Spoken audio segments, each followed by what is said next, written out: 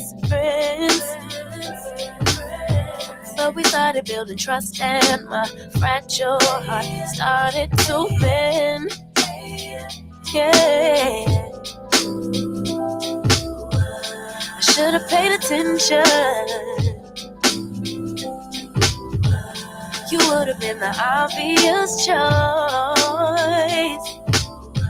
But I needed time to see clearly, dig deep and cut through the noise. So then you gave up and you but so you and I'm not surprised by what I found, 'cause I know I needed something different and it had to be you. Out the blue, somebody who would listen and it had to be you. Out of all the people to revive my love, couldn't be just anyone. But baby, it had to be you, you.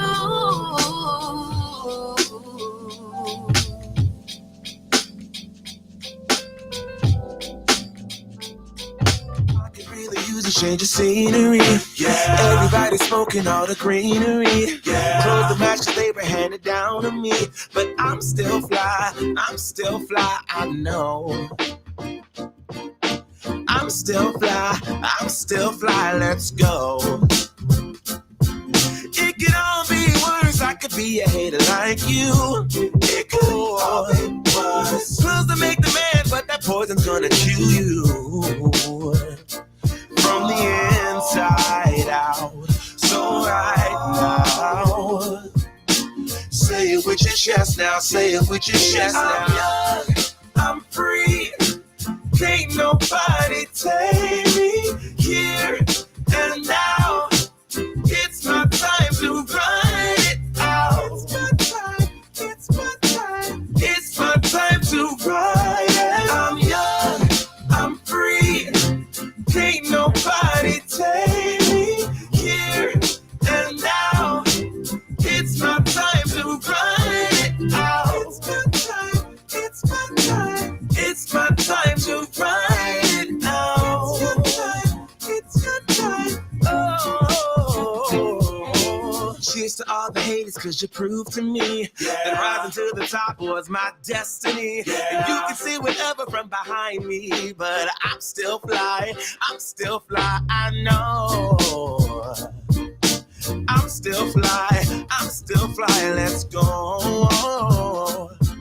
It could all be worse, I could be a hater like you. It could all be worse. Close to make the man, but that poison's gonna kill you from the inside out. It's time to say it with your chest now, say it with your chest now. I'm young, I'm free, can't nobody take me here and now. It's my time to run it out. It's my time to ride it. I'm young, I'm free, can't nobody take me here and now. It's my time to run it out. It's my time to ride it out. It's your time. Oh, if you're on the bus, say yeah. Yeah. If you're on the train, say yeah. Yeah. If you gotta walk, say yeah. Yeah. Everybody's going somewhere. Yeah. Young or old, I really don't care. Yeah. Life has never really been fair. Yeah. So put your fist up in the air. Yeah. Say yeah. I'm young, I'm free, can't nobody take me here.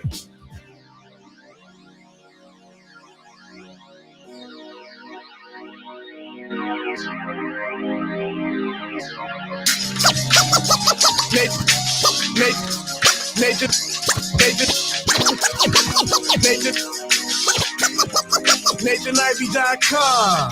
Mr. Ivy know the show must go on. If far as Cincinnati, man, I put on Tunes made another flame beat for me to cook on. Raised arms, close fist, yeah, too strong. Team AI, chop it up at the chop shop. Top notch with the king flow, the hot shot. Cop squats in, listen to the real. Jumping like hopscotch, nobody harder than, oh, no, think not. Not only citywide, but nationwide. Superlative, keep it locked like them Haitian guys. Put the truth in the airwaves, we talk about it. Brand new like the tent plates, let's be about it. Who got the info by the AM? Tryna be the rapper, got them jamming when they play him. Staying in my lane, they ain't gotta okay him. Who the host with the scoop? Yeah, they gon' say him. Ivy, so superlative like a bag of drippos. Show you where the bricks at, Cincinnati Reds at. One time where my people at. Team NI where my people at. It's the 513, yeah, you know the flow. What's the word, Nate? Let them know the show. One time where my people at.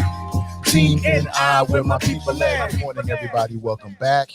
Another beautiful day in the neighborhood. Great to be alive. Hopefully a wonderful Wednesday. Welcome back to my world. This is the Nathan Ivy Show, the last honest place in Cincinnati media, if not the America, if not the world, if not the universe, if not the galaxy. Welcome back. We keep it real here. We name the names, expose the games, and call out the lames. If you want to share your thoughts this morning, 513-873-7134. It is a free phone call. And anywhere in the country and in most places around the globe. Now, if you're calling in from another planet, we might have to hit you with a service charge, but we're waiting to see that happens because aliens are real and they love the Nathan Ivy Show. Of course they do. Why wouldn't they? Because they love realness and some fun too. Good morning to you. Hope you're doing well. On today's show, among other things, I want to share 3 observations about city council candidates. I have been in a unique position because working with the NAACP and the Prince Hall Masons, I've either been the moderator and or the producer for all of them. So I've gotten a chance to see and hear from all of the candidates that actually showed up. But let's stay right there. Because not all of the candidates actually showed up. And I said it last night and I'll say it again. I think people should pay close attention to the folks that couldn't even muster up a little bit of time to come spend with the NAACP or the Prince Hall Masons. Again, after working with the NAACP and the Prince Hall Masons, what I can tell you is that they are staunchly nonpartisan. They ain't picking no sides. They just want to put the information out there in a way that's useful for Black people, for African Americans. How could you have a problem with that? Especially if you're an African American or Black, however you want to look at yourself. How could you ever have a problem with that? You know what I'm saying? They don't pick and side. They ain't picking and choosing. And then me as the moderator, I try very, very hard to stay within those margins because I realize it's not the Nathan Ivy Show where, you know, we drill down and get a little deeper with it. We hold people accountable here on this show. If you call in and you're a candidate or you zoom in and you say some dumb shit or it just don't make sense, I'm going to ask you to clarify. That's all I mean. This ain't no gotcha kind of thing. If you come on the Nathan Ivy Show and you get got, that's because you was not prepared. That's why. You know, that is not my goal. My goal is simply to get information for the people, for the audience. And it must be said that Bessie Sunderman did not show up last night. And I think there were six of the town hall series. 6. 1, 2, 3, 4, 5, 6. You can't find some time. And it's virtual. It's virtual. So that means you can do it from home. You ain't got to drive anywhere. You can just do it from home. And I realized last night the Price Hill folks over Price Hill, shout out to my Price Hill people over there, wish you the best. Price Hill has every right to have their own forums, and they may have some issue, or the West Side, they may have some issues on the West Side that are particular. Absolutely. But if you're a candidate, if I was a candidate, I'm talking to everybody. Everybody. I don't care whether I think you like me or not. I don't care if I think it's going to be rough or not, because you never know. Every vote counts, and you're going to represent everybody. And I feel like you should stand before everybody. You should come before every single person, all the different groups in Cincinnati, and make your pitch. You know, why should people vote for you? You know what I'm saying? Why should people vote for you? I think that's very, very important. Very, very important. So she didn't show up last night. I got a little bit excited only because it was an opportunity for us to actually hear from her directly. And again, I haven't been listening to anybody's shows. Every once in a while, I'll jump in, on Lincoln's show. Every once in a while, I haven't really heard enough to know whether they've done any interviews. But some of these candidates have made a decision that they don't need um, to speak with black media, quite honestly. And anybody who feels like they don't need to talk with black media, I don't need to talk with you. You can't get my vote. I don't care what you're saying. If you can't come into a virtual town hall like many of the people last night was at home, they're on their porch. You're at home. I'm not asking you to travel. I'm not asking you to do it. I'm asking you to get on your computer, and not even me. The NAACP and Prince Hall Masons are asking you to get on your computer and simply virtual dial in. Everybody's doing Zoom meetings. We've been doing Zoom meetings for over a year now. So you can't say that people are not aware of it, but things happen. And I love it because there was a last minute change last night. They changed the cover to reflect the people who are actually going to be there. And I love that, because if you're not going to be there, then why should we give you publicity, or why should you get publicity on the cover? Hell no, you don't get no pub. And we're going to talk about you, and we're going to let everybody know you don't have no respect for us, so that people can, factor this in. It may not be the only factor. It may not be the largest factor, but that so people can factor it in when they're making their decisions. You know what I'm saying? Very, very important. Hey, what's up, Jesse? I appreciate you, man. My man Jesse holding me down. I appreciate the love, yo. And we just getting started. We are just getting started. But good morning to everybody. I'm glad you're here. On today's show, among other things, I want to share 3 observations with you about these city council candidates. I don't want to bore you to death, because while this is a very substantive conversation, a lot of people might regard it as boring as hell. That's not the only thing I've got prepared to talk about this morning. I've got much more. I want to talk a little bit about this John Gruden scenario, because it appears that when it came out that he made some very derogatory comments about DeMaurice Smith, I believe, who was the former, or maybe the current head of the NFL Players Association. He made some comments about his lips being big as tires. Yeah, that's not racist. He was still able to keep his job. But then when the emails came out that he was saying things that were homophobic and sexist, all of a sudden he had to step away, which sort of underscores what Dave Chappelle was saying in his stand-up, The Closer. And he's right about that. But I'm going to tell you who I put the blame on for stuff like that. 513-873-7134. It's a wonderful Wednesday. Hope you're doing well. Good morning to everybody. Glad that you're here. Did you see the press conference? Now, yesterday we spent a lot of time talking about the brother who is from Dayton, Ohio, who's a paraplegic, and he got dragged out of his he got dragged out of his vehicle by police. In fact, one of the officers dragged him out by his damn hair, dragged him out by his locks.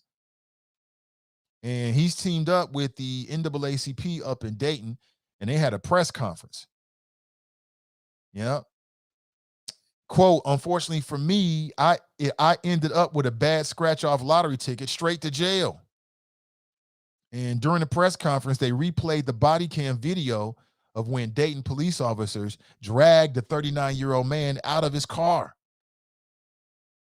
And again, I still stand by what I said yesterday, but that's the new development. I hope the brother sues the hell out of the Dayton Police Department. I hope his lawyers, if they find any grievances or any violations, I hope they bankrupt the Dayton Police Department and force the Dayton Police Department into reforms. I ain't got no problem with it. If in fact, they did some wrong, hey, you got to pay for it. And looks like he's got a big time attorney, or he's got an attorney. And he's filed a complaint with the NAACP, and he plans to file a civil lawsuit. And I love that. Sue the hell out of their ass. You know what I'm saying? Get as much as you can. And along the way, what I'm hoping, because the money's going to go to him and his family, if in fact he gets any money out of it. But what I'm hoping is that it forces the Dayton Police Department into some real reforms. I hope it forces them into some real reforms. All right. But what do you think? You see this? I don't have to play it over for you again. The man was on CNN and everything. Quote, I was in fear of my life. Of course he was in fear of his life, and I blame the police for that. It's the police fault. Even if you're a good police officer, it's your brothers in blue's fault. It's the history of it. I'll say it again, really anybody, but non-white folks got every reason to be fearful of police interactions, even when you didn't do anything wrong. I've told you about my own scenarios. Didn't do nothing wrong, still has something to worry about, because that's the world that we live in. You never know who's going to respond. You might get a good one, you might get a bad one. You know what I'm saying? You never know what you're going to get. Some of them Forrest Gumpisms. Interactions with the police is like a box of chocolate. You never know what you're going to get. Never know. You don't know who's going to show up. And if the wrong one shows up, it's a big problem. And the other thing is that I feel like when it comes to police interactions, we don't really talk about this, but there's a level of humiliation involved in that. And here you are going about your day, and they didn't pull you out. In some cases, I've seen videos where people gawking and watching. They didn't put their hands all over you. That's humiliating. We underplay just how humiliating and traumatizing that can be. We underplay that. Like, we talking about this brother, Mr. Owensby, Clifford Owensby, but there was a 3-year-old child in the back seat. My son is 6. If my son saw that happen to me at 3 years old, I don't know how he might take that. I have no idea how he might take that. Like, my son loves police officers, right? He got police cars. And I just be sitting there looking at him with his mama like, I'm gonna have to tell him the truth. You already know dad's gonna do that. But that's, as a black father, that's a real mixed bag right there. You know, because a lot of these kids with these cartoons that are tailored for young kids, it paints the police, and they look at police as if they're heroes. They don't know the history of black folks in police. They have no idea whatsoever. And it's what do you do? And for me, I'm gonna keep it 100 with him, 100%, just like I did with his older sister. I'm gonna keep it 100. And if it bursts his bubble, so be it. But I want him to understand the facts as they are. We never talk about that. We never think about the impact of our children watching their nieces, their uncles, their aunties, their mothers, their fathers, grandparents being humiliated at the hands of police. We don't know how this is going to impact that 3-year-old little boy. We have no idea. He's sitting in the back seat watching, I don't know if it was his father or some type of authority figure, somebody close to him, getting dragged out of the car. Who knows what he's going to grow up and how he's going to feel about authority figures, and in particular police officers. And the officers didn't care. Okay, I mean, come on, man, have a little decency. But again, when it's black folks, it's kind of like, we already know with the medical industry, there's been studies to this, that there are some doctors that think that black people have a higher threshold to pain. You know, we got a higher threshold. We could take more. You don't need the drugs, right? You don't need the pain relievers. Get the hell out of here.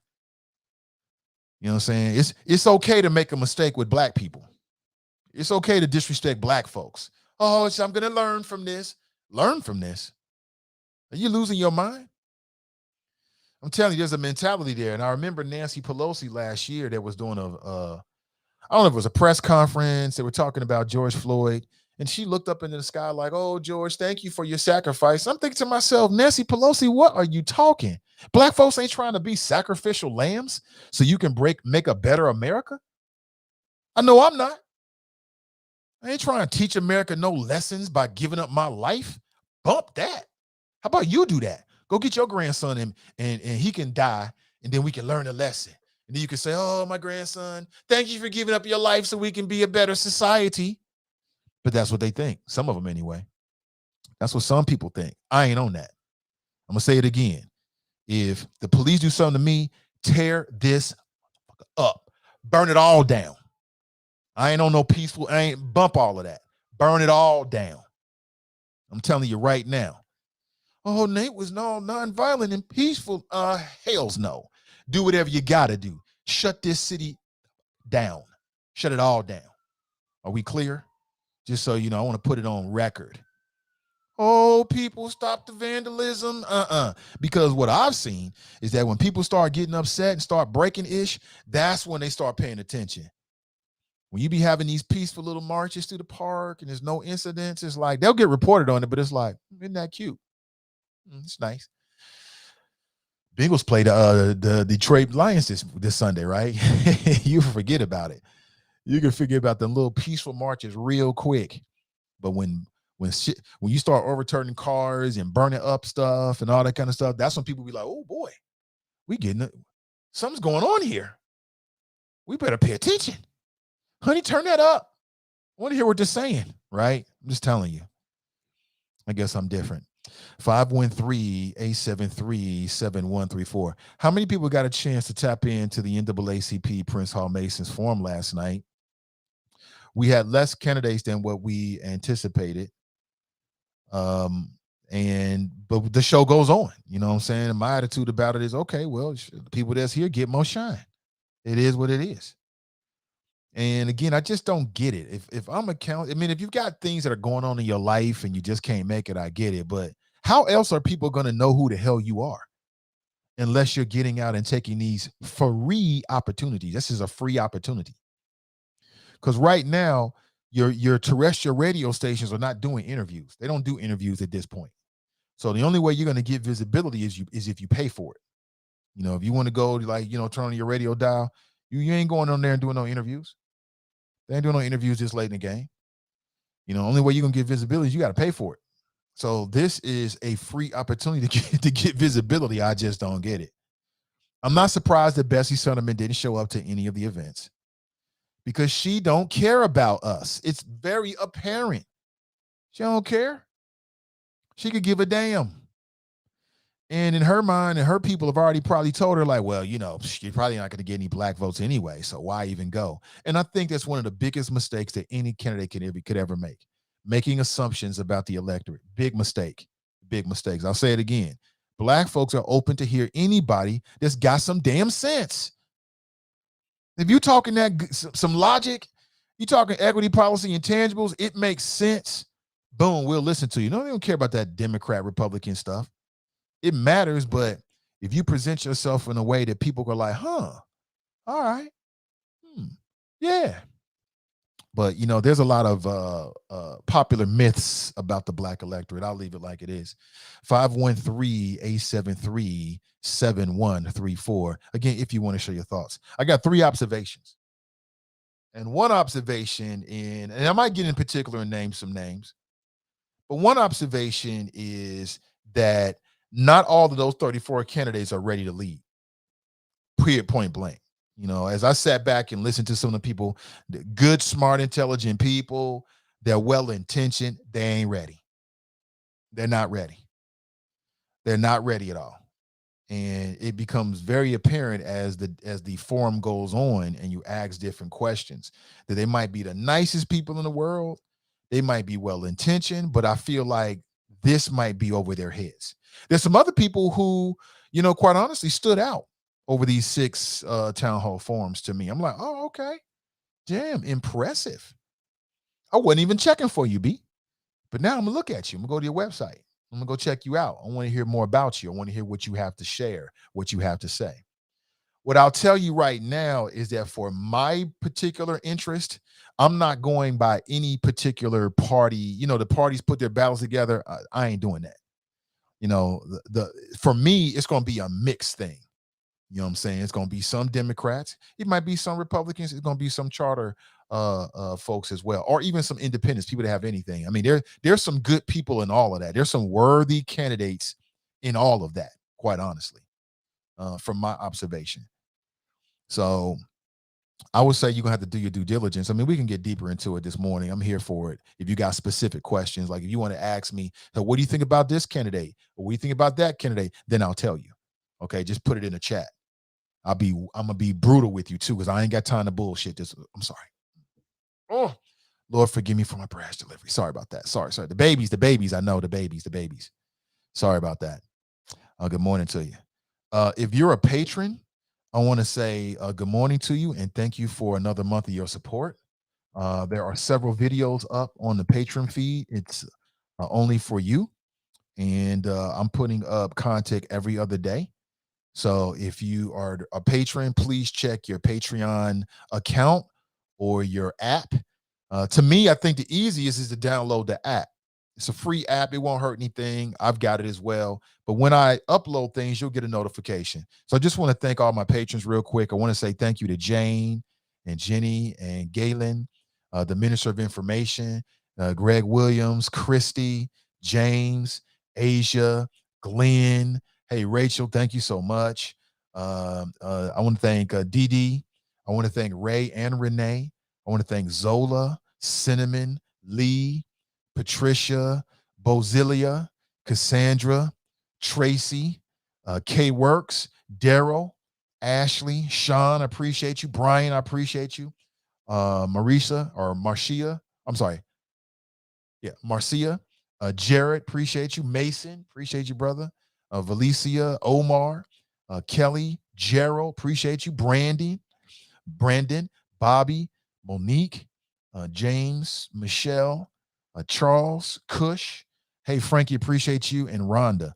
And then some of these folks been down for a minute, man. Charles, I really appreciate you. Michelle, I appreciate you. I got something special coming for these folks, man. James, I really appreciate you. Rhonda, I appreciate everybody. But as I look at it here, man, Omar, there's some people that's been down for a minute. K Works.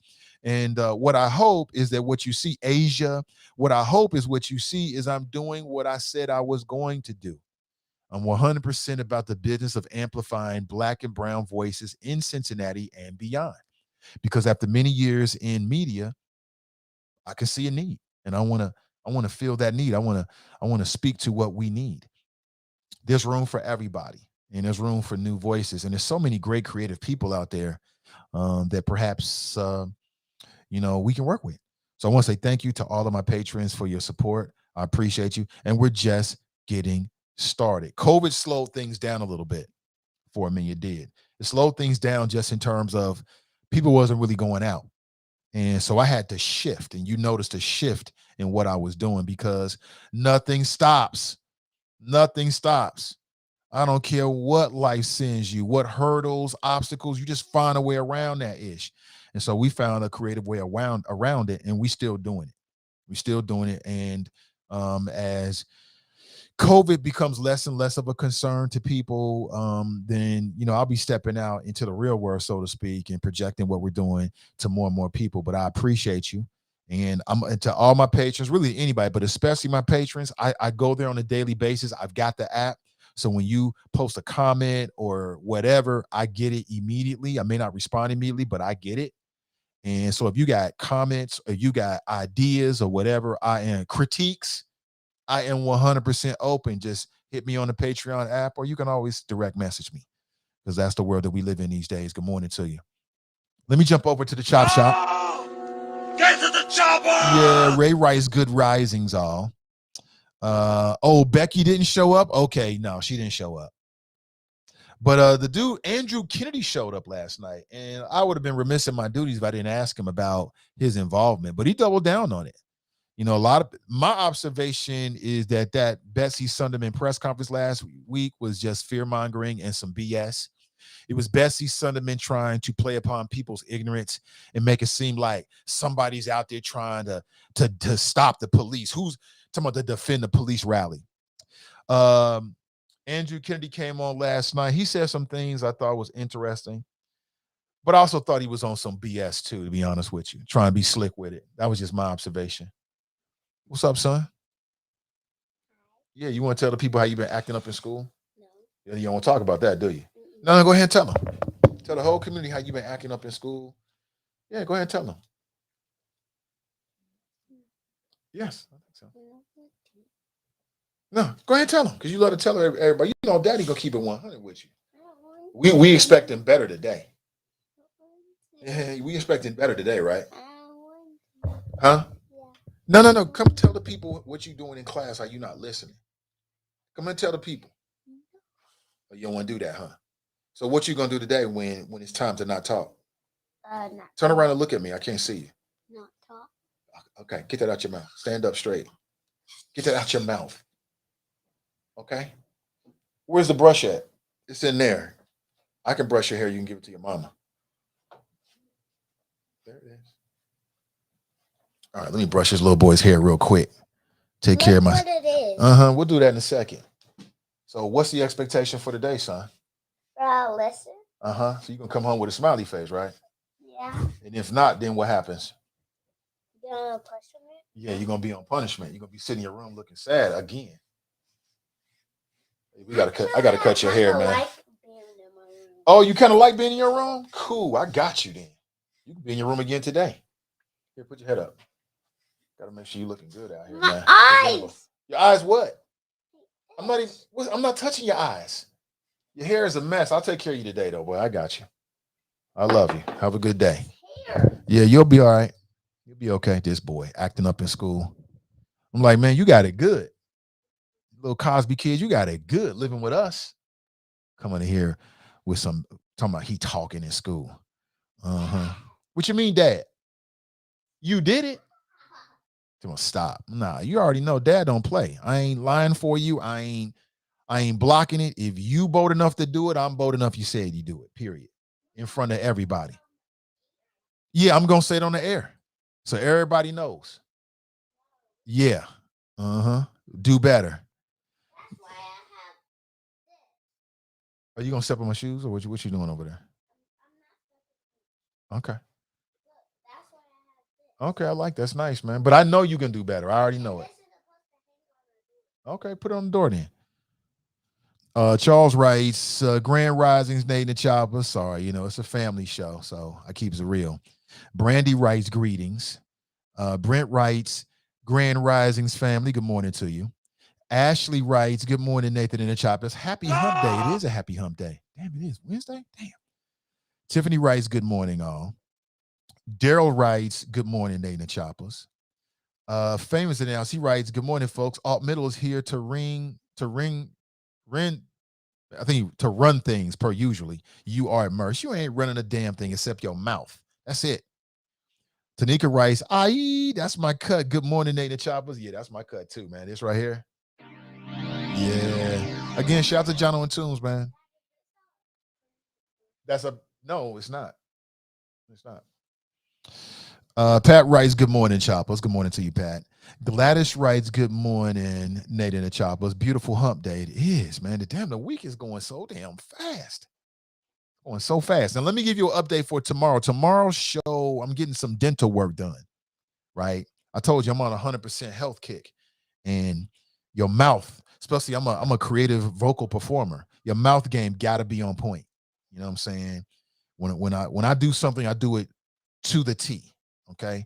So tomorrow I'm going to see the dentist. My appointment is about, I think it's at 9:45. He's about 20 minutes away from me, which means that I'll have to get off the air tomorrow. To be safe, I'll probably get off at about 9.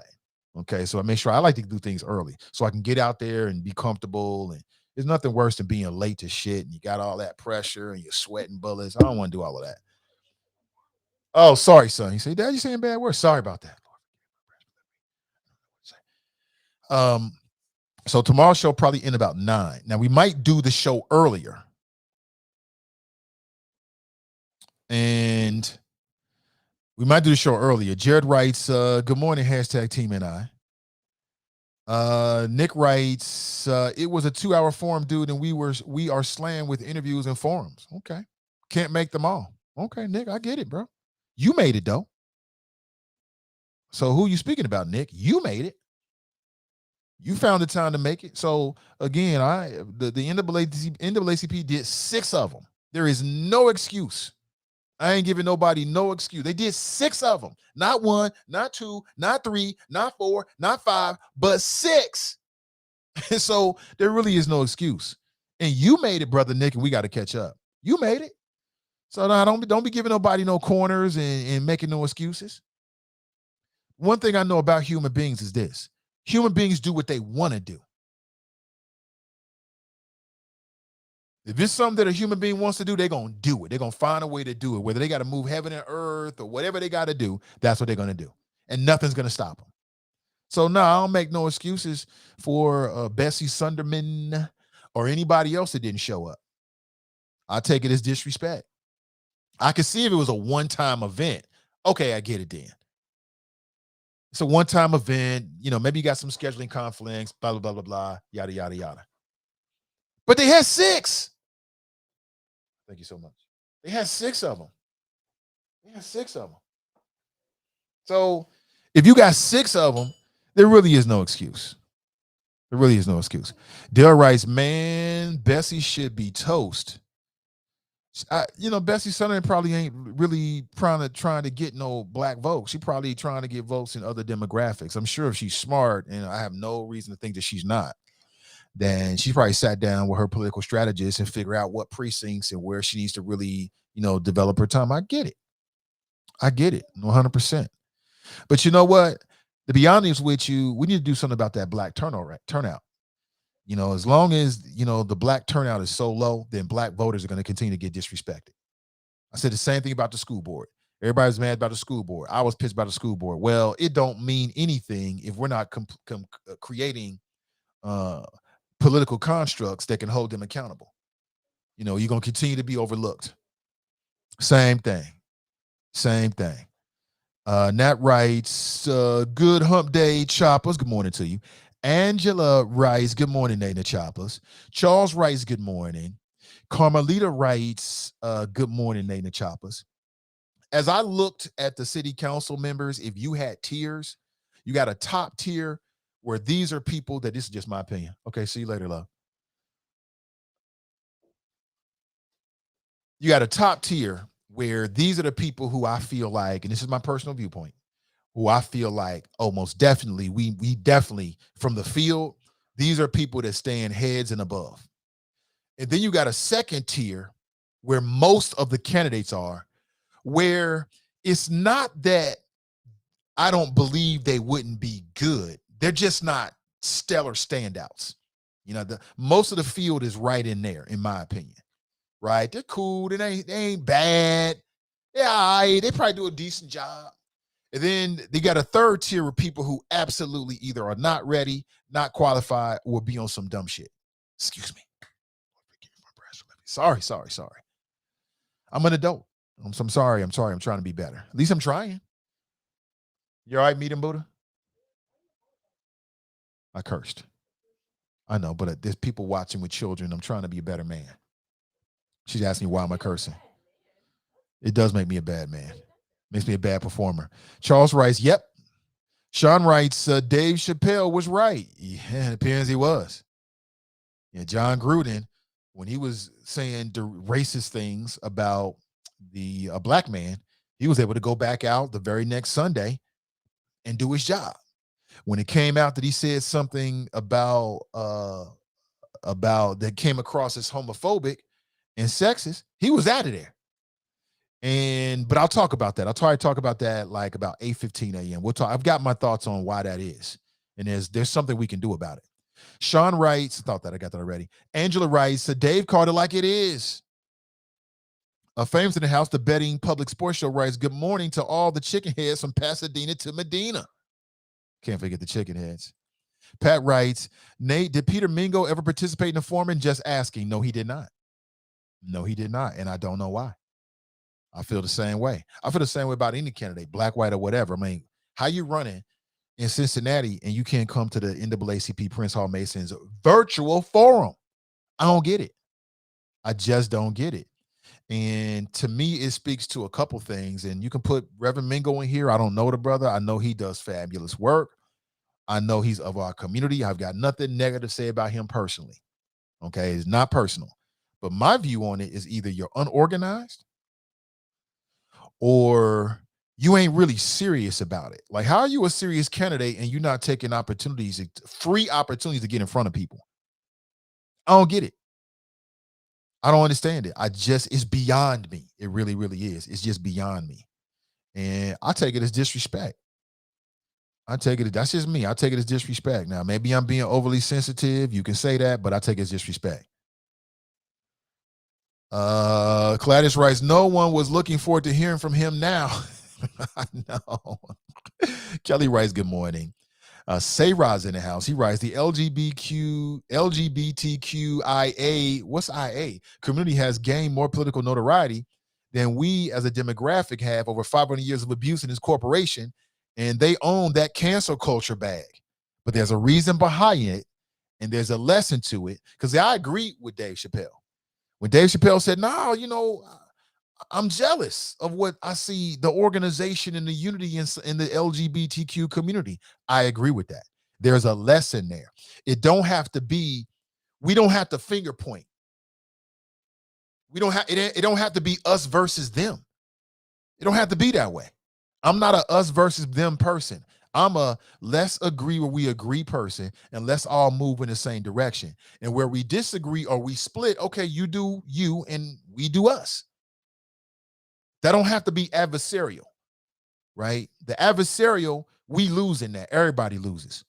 That's how I look at it. But I'll share about 8:15 this morning. So Synovia writes, good morning, Mr. Nathan. You do have a point. It seems like black media is not needed, just the so-called major media outlets.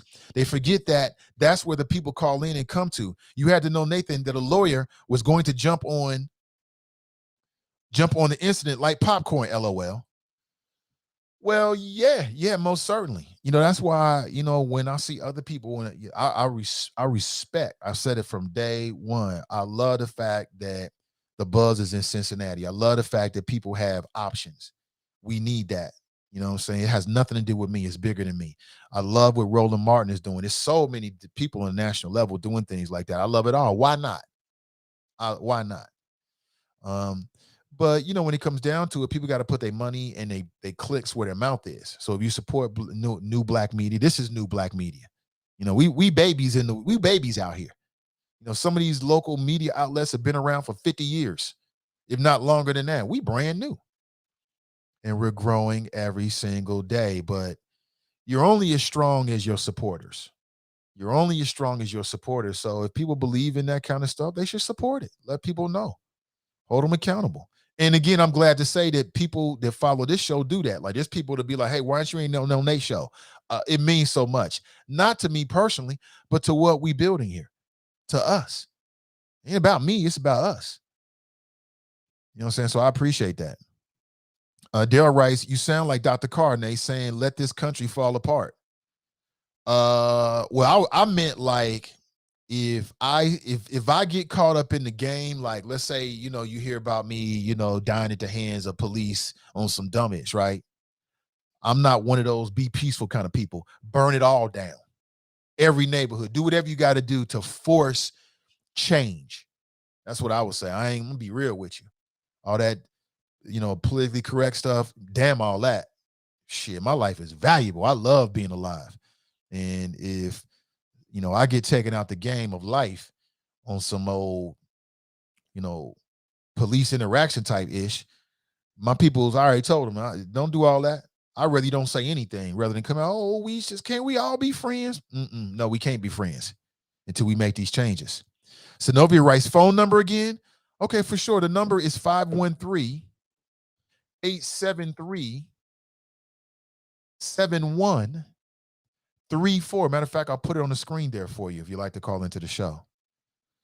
So that's how I see it. There's 3 tiers when it comes to city council candidates. At the very top, there's some people that, in my opinion, have distinguished themselves and I think would be absolute assets on city council. Like no-brainers. The majority of the 34, 35, whatever candidates it is, are in the middle tier, in my opinion. Good people, intelligent people,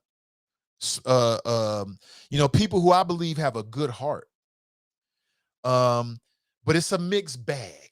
It's a mixed bag with that second tier, some of them good people, but you can tell they really haven't done enough homework. Like I don't understand how you running for city council and some of the most basic questions come up and people are like, well, I don't know. I don't get it. Then what are you doing? I don't understand that. I don't understand it. It just blows my mind. You know what I'm saying? Like you got a responsibility to know about city lawsuits. They're in the fucking paper. Lord forgive me for Black Larry. They're in the paper. They're in the news. What are you reading? What are you doing? You to me, if you're a candidate, you got a responsibility to know what's going on in the city.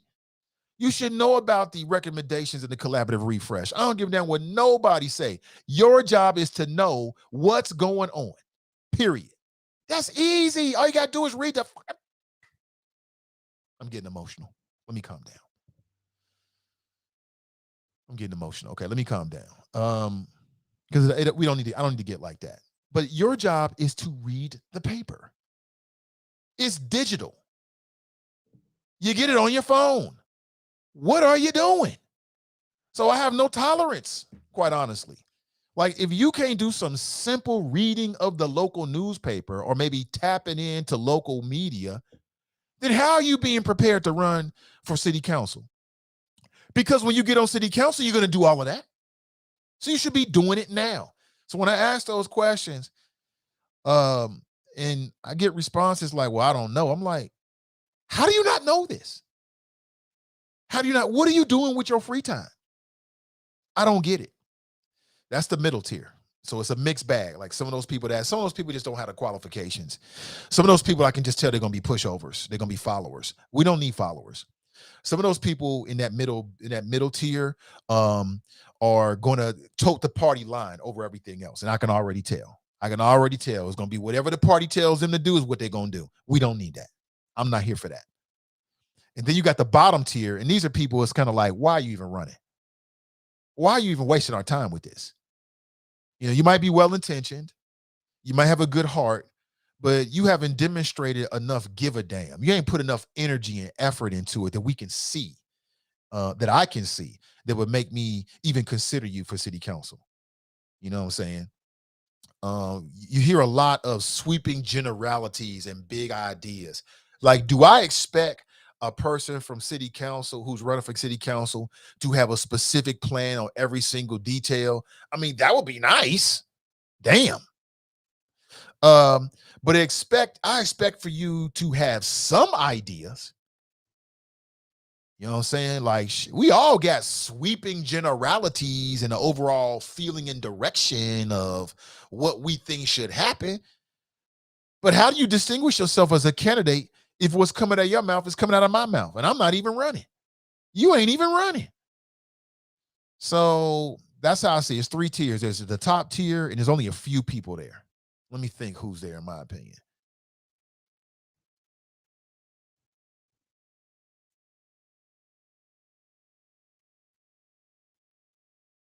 You know, it's interesting because I would say that there's almost about 7 people that I would put personally, 6 or 7 people that I would put in that top tier, right? Who I feel like on day one going down there on some real ish. They've got the skills, they've got the insight, their head's in the right direction, their backbone's in the right direction, because they'll check it. Backbone means a whole lot. We don't need people with weak knees and weak backbones on city council. They're just going to go with the party line over everything else and do what they told. That's what got us here. We don't need that. I ain't looking for that. So I might be looking for something different. It's not that I'm looking for a rabble rouser. It's not that I'm looking for an iconoclast as I am. I'm not looking for that per se. You ain't got to be the radical person that's going to be the contrarian every time somebody come up with something. I'm not looking for that. But I'm looking for somebody that knows who they are, knows where they stand, and is not afraid of confrontation if that's what it takes in order to move the needle forward for our community. And I mean our community. I'm talking about Cincinnati as a whole. Now, as a black man, I'm looking for folks who understand that if you're going to deal with these disparities that the black community is dealing with right now, that you're going to have to come up with something unique. I was disappointed by that. You know, some people, when we ask that question about a black agenda, that question is really deep. It's deeper than people know. And I was going back and forth with, I think it was Terrence about this, and I could tell he just didn't get it. And I'm not picking on that brother. I got nothing but love and respect for that black man at all. But that's what happened. And I could tell he don't understand it. That is a very good question. It's a very good question for multiple reasons, which I won't get all into because I might use it again, and I don't want to reveal too much. But it's a layered question. It's very, very layered, and people's responses were very interesting. Very interesting. Very interesting. Some people was OGs about it. It was G about that. They hit it, and other people yabba dabba dude and danced around. Other people were like, hey, frankly, I just don't believe we need something like that. But in all of it, I was able to glean something from the responses. Very, very interesting. What I will say in general, and I've maintained this from the beginning, is that there is a lot of smart, intelligent, good people that are on that slate. It don't mean that they're ready to lead. It don't mean that. Two things can be true at the same time, right? We know that. You can be a great person, you can have a good heart and good intentions, and at the same time, still not be fit to lead. Hold on, if I miss any phone calls, let me double check here. What's this? Oh, okay, I didn't know that. Good morning to you. Let me see here. Jerome writes, hey, good morning to you, Jerome. Good morning, Nate and Choppers. Good morning to you. DeVoe Sherman writes, what do you think about Phil O'Neill?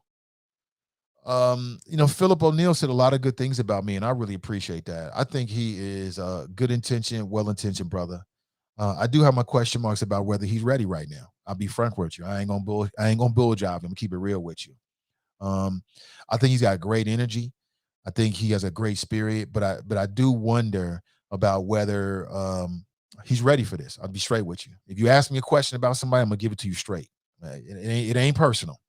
It is not personal at all. He said great things about the show. He's a fan of the show and the Choppers. That is a beautiful thing. Thank you so much. But that don't buy you anybody my tongue. My tongue ain't connected to platitudes or compliments. If you ask me a question, I'm gonna answer it. So that's how I feel about it. That's how I feel about it. If you're asking me, in my personal opinion, how I feel about Philip O'Neill, I'd have to put him in that middle tier. Just being honest with you. DeVoe writes Grand Risings. Gladys writes, what do you think about Evan Holt? I would say that I like what I heard from Evan Holt, quite honestly. I like what I heard about him from him. The whole thing. I've been to everybody's website. I've done a deep dive in everybody's website, their social media. And last night, I think the brother distinguished himself last night. That's what I would think. I think he distinguished himself. And I think that his head is on straight. And I can see the energy, and I can see the thoughtfulness, and I can see the organization in his campaign. That's just me. Charles writes, where are you at with the 4:30 conversation? What's the 4:30 conversation, Charles? I don't know what that is. Nat writes, Andrew Kennedy was thumbs down. Andrew Kennedy, okay, well, you didn't ask me. If you ask me directly, then I'll give you a thought. I'm not going to just share it because I want people to be like, well, damn, you trying to hate on me, Nate? No, I'm answering questions from the Choppers. Okay, so if you ask me a question about a candidate, then I will give you my thoughts about it. Synovia writes, thank you for walking the talk. Please visit my website, asuproductions.com. I would like to connect, believe in the same as well. We're much needed. The truth hurts. Oh, okay, beautiful. Oh, yeah, Synovia. Yeah, absolutely. We connected once before. Oh, absolutely, for sure. I definitely will. Can you just hit me with a direct message to remind me? There's a lot of stuff going on. Midday Juice today with Ask Ashley. She's back. Check that out at 1 p.m. And the Easy Just Me podcast with Donnie B will be back real soon. So there's a lot of stuff going on right now. So just as a reminder, please hit me with direct message and I will respond. Wendy writes, I have seen 2 of the 6 forums. Where can I watch all of them? You can go to the Cincinnati NAACP's Facebook page, click on the video option so you can see all their videos, and they're all archived right there. You can watch them at whenever you want to. Lisa writes, oh no, Junior, we don't condone foolishness in school. Get it together, please, with love. Right. Yeah, I had to put them out there. Yeah, because I'm not one of those people. I deal with the real 100%. 100%. I ain't telling no lies, and I ain't doing none of that for nobody. I ain't doing it for nobody because I don't do it for me. I don't ask people around me to lie for me. Keep it 100. Just deal with the real. And so with my children, you know what I'm saying? You got bad grades, and we go to grandma's house. The first thing in my mouth is, hey, talk to your granddaughter. Blah, blah, blah, blah, blah. They hate it too. They already know. Because when they say it takes a village, see, what I know from my time in youth development is this. Because y'all play, whether you know it or not, y'all play a role in our family because we open the door and with our children. So you want to come in here and laugh? Okay, well, I'm going to tell the community what's up with you. And in that way, hopefully he understands that it's not just mom and dad that has big expectations for him. It's the Choppers as well. And believe me, the Choppers comes up quite a bit on the show. They love the Choppers. He loves coming in. And he'll still come in. You can see his face change. He's like, why are you talking about that, Dad? Why you trying to embarrass me? No, I'm not embarrassing you. You embarrassed you. You did it. If you bold enough to do something, I'm bold enough to say you did it. Period. So yeah, dad gotta stay on top of him. Sarah writes, I like Evan Holt. Like I said, in my opinion, he distinguished himself last night, in my opinion. And I heard that from some other people as well. JD, she's cracking up. Hey, good morning to you, JD. What's up with the Black Family Library? You know the door is always open. Anything new going on, just let me know. Open door policy. I love the idea. I hope nothing but success for you. Joe writes, Grand Risings, Nate and the Choppers. Good morning to you, Joe. Brandy writes, good morning, everybody. Happy Wednesday. Angela writes, have a good day, Junior. Right, Nate. Let him know you don't condone bad behaviors. Yeah, coming in here talking about he talking. And he's just talking. He's 6 years old. So we still trying to get him in line. But he got a good life. Junior he got it good living with us. He got it real good. Real good. He got a lot of things that he wants and everything that he needs. And just like with our daughter, we told her it's an agreement that we came up with. You get these nice things and get all these creature comforts and got Surface Pros, not really Surface Pro, but it's more like a Kindle. He's got a Kindle, got all kind of toys, he got every kind of toy you could ever imagine. Mommy and daddy just surprising you with good little things. That's because you earn it. We ain't giving that to you just because you here. We don't do that. Again, you're not living with me. You're not living with me unless you're on some Black excellence. It ain't happening. It's going to be a rough ride for you. My daughter, she got that. She's on that Black excellence track already. I love it. I love it. She was the best child ever. My son, little boys, he got two choices: the easy way or the rough way. And if you choose the rough way, so be it. Sonovia writes, stop telling that baby's business. LOL. Great doing what daddies do. I hear you. Oh, absolutely. Woody writes, do you take his games and TV out of his room for a punishment? You already know he was sitting in his room by himself. But he's my son, so he gonna make the best out of it. So I'm walking past, he keep coming out the room, asking us questions. Man, if you don't get back in your room, but he's got a great little situation. He got everything he want in there. Got a little basketball hoop. So, but these kids these days, they love those digital devices. And then he just loves to be around us, and especially his mama. He loves to be around his mama. So taking that away from him means a whole lot. Sister Irish writes, good morning, great people. Nat writes, Evan Holt and the guy from New York stood out. Yeah. Billy writes, morning, teaching Junior young man lessons. Stand up straight, get it out your mouth, speak clear. I love it. I keep my foot on the gas as well. Absolutely got to. All the time. Maurice writes, I see you sporting that Mike Colbert joint. You already know. You hip to Mike? Mike is super dope, man. Telling you, I got to go to his website. I got to check him out, man. He is super nice. Super nice. Super nice, man. Somebody asked me about a t-shirt I was wearing the other day. It was Mike. Mike is super dope. Super dope. And Mike, if you're watching, you and your beautiful wife, man, good morning to you. I appreciate it. Hold on. This coat right here. Boom. Mike Colbert. Yeah. That's dope, ain't it? Yeah. All Black artists. Yes. So when you see me rocking the t-shirts with this little logo on it right there, that's Mike. Hold on, let me take this down so you can see. That's Mike right here. This is his brainchild. This is Black art right here. Cincinnati-based Black artist. Okay, check him out on his website. Michael Colbert, COLBERT.com. Matter of fact, I'm gonna screenshot his website just to give you a sense of what he's doing. Super dope, man. And hopefully, we've talked about doing some other things as well. Looking forward to it.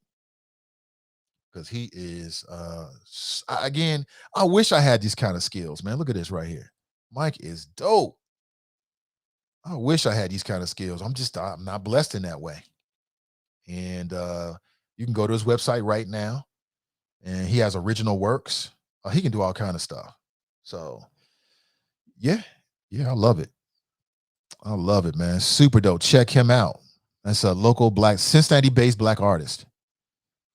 Check him out. Super dope. And he's one of the choppers. He might be listening right now. He and his lovely wife. Good morning to you as they do breakfast. Good morning to you, Mike. Yeah. I got a clock on the wall over there too. That's his as well. Super dope. It's got the little black man's face with the G on there. Oh my God, I love it. Let me see. Akeem writes, cancel John Kent and DC comments. You want to talk about that? That's on my list of things. I mean, I was going to talk about it on Friday, but we can talk about this morning. Sarah writes, I met Evan on the campaign trail when I was running and was impressed with his progressive agenda. I identify myself and have been a progressive before people even know what progressive was. I remember having conversations with Black people that was totally ignorant about what it means to be a progressive, and they were saying the dumbest stuff you could have ever imagined. I have identified as a progressive since the 90s. I'm not new to this. Since the 90s, I was in college. And when I started to learn more about what was what, I'm like, oh, shit, that's me. I'm a progressive to this very day. So a progressive agenda is a working class agenda. And on some levels, it is a Black agenda. It is, if you know what it is. Synovia writes, true, stay woke and vote, period. Michael writes, Nate, you are absolutely positively right. If the Black turnout vote is subpar, we can expect subpar respect. Constituent delivery, and they are definitely expecting and counting on what? Us not showing up.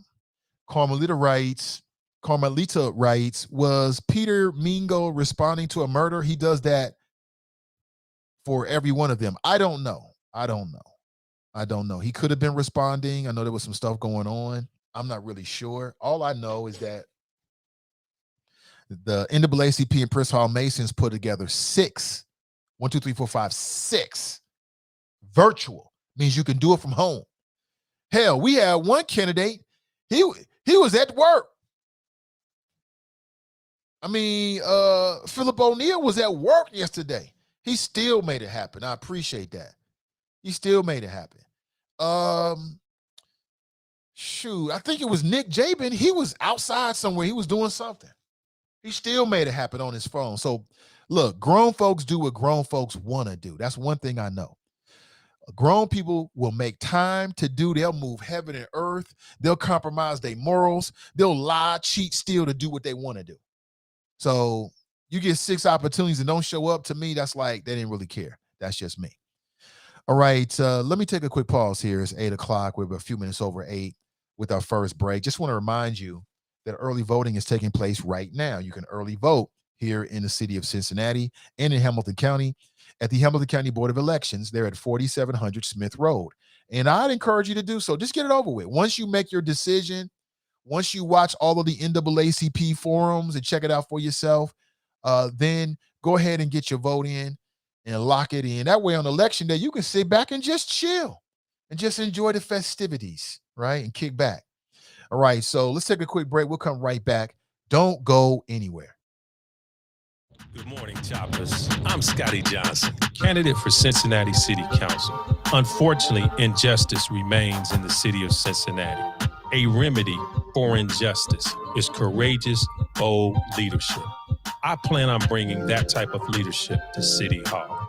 It's time to stop talking about it and to start doing something about it. Disparities have been in Cincinnati far too long. I'm the candidate to address those disparities. Vote Scotty Johnson for Cincinnati City Council. Paid for by friends of Scotty Johnson. I'm former Mayor Dwight Tillery asking you to vote for my friend, Michelle Dillingham, who is a Democrat running for Cincinnati City Council. The Black population in our city has declined, pushing Black homeowners out, while speculators purchase their houses for pennies on the dollar. Black people are being foreclosed on because of rigged housing and economic systems. Michelle Dillingham will fight for you. This is Victoria Strong. You know me, Sister V. City Council prefers investing in a soccer stadium and gentrifying our historic neighborhoods. Malcolm X said that if you don't own land, you're nothing but a squatter. Come on, Michelle, talk to the people. City Council is being sued for discriminatory tax abatement programs that unfairly enrich wealthy white neighborhoods. I know, because I've been fighting for reform for years. Isn't it time to elect a candidate who will stand up for the people over special interests? Vote for me, Michelle Dillingham, Democrat for Cincinnati City Council. Paid for by Dillingham for Council Committee. This is Hamilton County Commissioner Alicia Reese, and I've been busy fighting hard for the citizens of our county. But today I'm asking you to vote for my friend, Democrat Elizabeth Tye, for municipal court judge. Elizabeth Tye and her family stood with me in a tough election. Now I'm asking you to stand with Elizabeth Tye for judge. She's from our community, and she's qualified. Elizabeth Tye grew up in Kennedy Heights and graduated from Central State University. Elizabeth Tye has been a prosecutor, a public defender, and has built a law practice from the bottom up. There is currently only one Black woman on the municipal court. It's time to send another one. Join me in voting for my sister, Elizabeth Tye, for judge. Meet me at the polls. This is Elizabeth Tye, and there is only one judicial race, and I need you to vote Tye for judge. Let's send a clear message that hard work and experience matters. Go vote Tye for judge today. Paid for by the committee to elect Democrat Elizabeth Tye for municipal judge.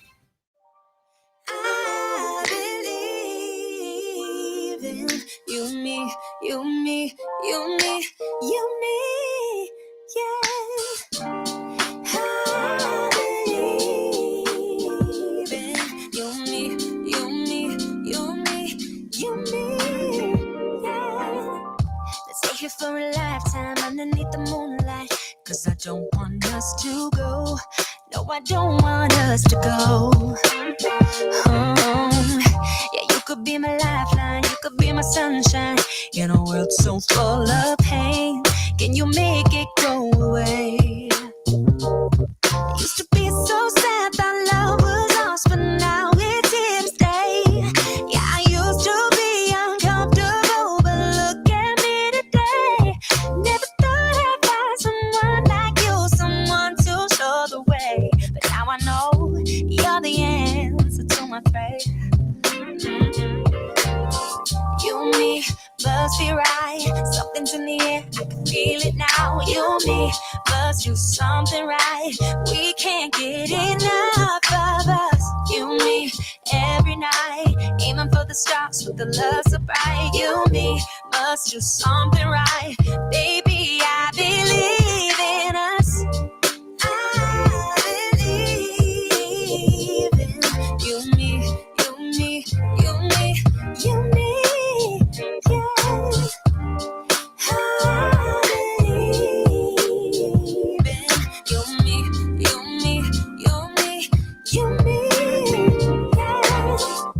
Sorry for the burden, sorry I was hurting, but my scars are almost here. All right, good morning, everybody. Welcome back. Let's get back straight into it. Just a quick break. Good morning, good morning, good morning. How are you? Hope you're doing well. Hope my voice is finding you in a good place this morning. And remember, it's hard to be the person who never gives up. Good morning to you. So never give up. Never give up. Whatever you're chasing, whatever your dreams are, never give up. Keep doing it. You'll get there.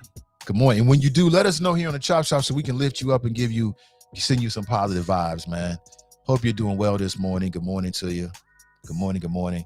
So this morning, I'm sharing with you 3 observations about the city council candidates. I was in a unique position over the last few weeks as being either the moderator and or the producer for all of the Prince Hall Masons and NAACP virtual town hall forums. So I got a chance to hear from all of the candidates that actually showed up. And I do need to call out the candidates that did not show up. I'd like to know why. I think we're owed an explanation. They should explain themselves. But it is what it is. Really, it's a missed opportunity for them. It really is. It's a missed opportunity for them. And I think that there's really any blame is because the Black electorate needs to get stronger here in the city of Cincinnati. And until it does, like if the Black electorate could get to like 40% turnout every single election, it'd be a whole new everything. It'd be a whole new everything. What would it take to make that happen? Until it happens, then you're going to you should expect to keep getting what you're getting. Sean writes, can you be racist and be gay? Oh, sure you can. There are racist gay people. It's oxymoronic. Doesn't make a lot of sense, you know what I'm saying, because oppressed people, and I do believe that gay folks have been oppressed. You know how I feel about this, man. Don't get me started, Sean. I got a unique opinion about this. I'm a heterosexual black man who 100% understands that gay people have been oppressed in this country for a long time. Okay. And if black people have an issue with gay folks and their organizational ability, you're missing it. What we should be doing is trying to learn from them, trying to engage them, So Dave Chappelle in his special, he made a point that a lot of people are still talking about. He's like, well, basically, you can kill a black man, nothing happens to you. But if you just say anything about the LGBTQ community, they want to go off. Now, I think it's a bad comparison, but let's say it's true. If it's true, whose fault is that? How are we going to blame the LGBT community? That's the wrong energy. The right energy is we need to get organized. Go get organized. Go get busy uniting. Who cares what the LGBTQ community does? If they're running cancel culture, good for them. Great. What you gonna do? What you gonna do? So I'm not about trying to take from anybody else. I'm all about trying to learn. And then you bring it to your side and you see what you can do with it. To me, I think that's a much more mature, and at the end of the day, it'll be a much more successful way of looking at things. So I'm not against anybody, you know what I'm saying? Not one bit, not even a little bit. Black people think they have a monopoly when it comes to oppression. We do not. We think we got all the blue. We got Boardwalk, Park Place. What?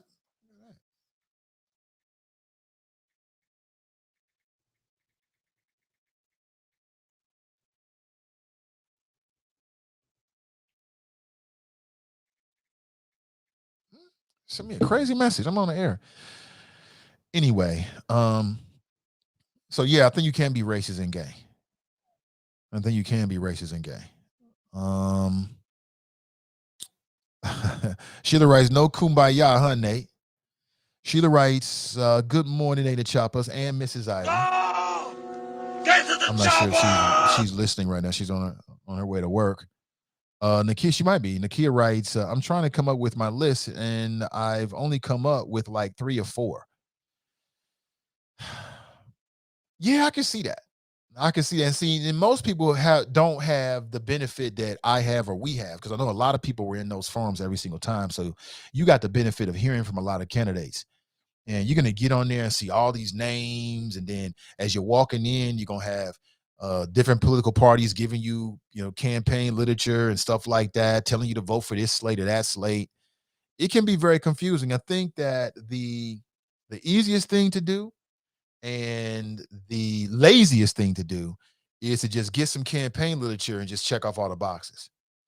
That would not be the smartest. I don't think that's the best 9, in my opinion. I don't care if the Democrats, Republicans, charter right, or whatever. I don't think that's the smartest thing to do.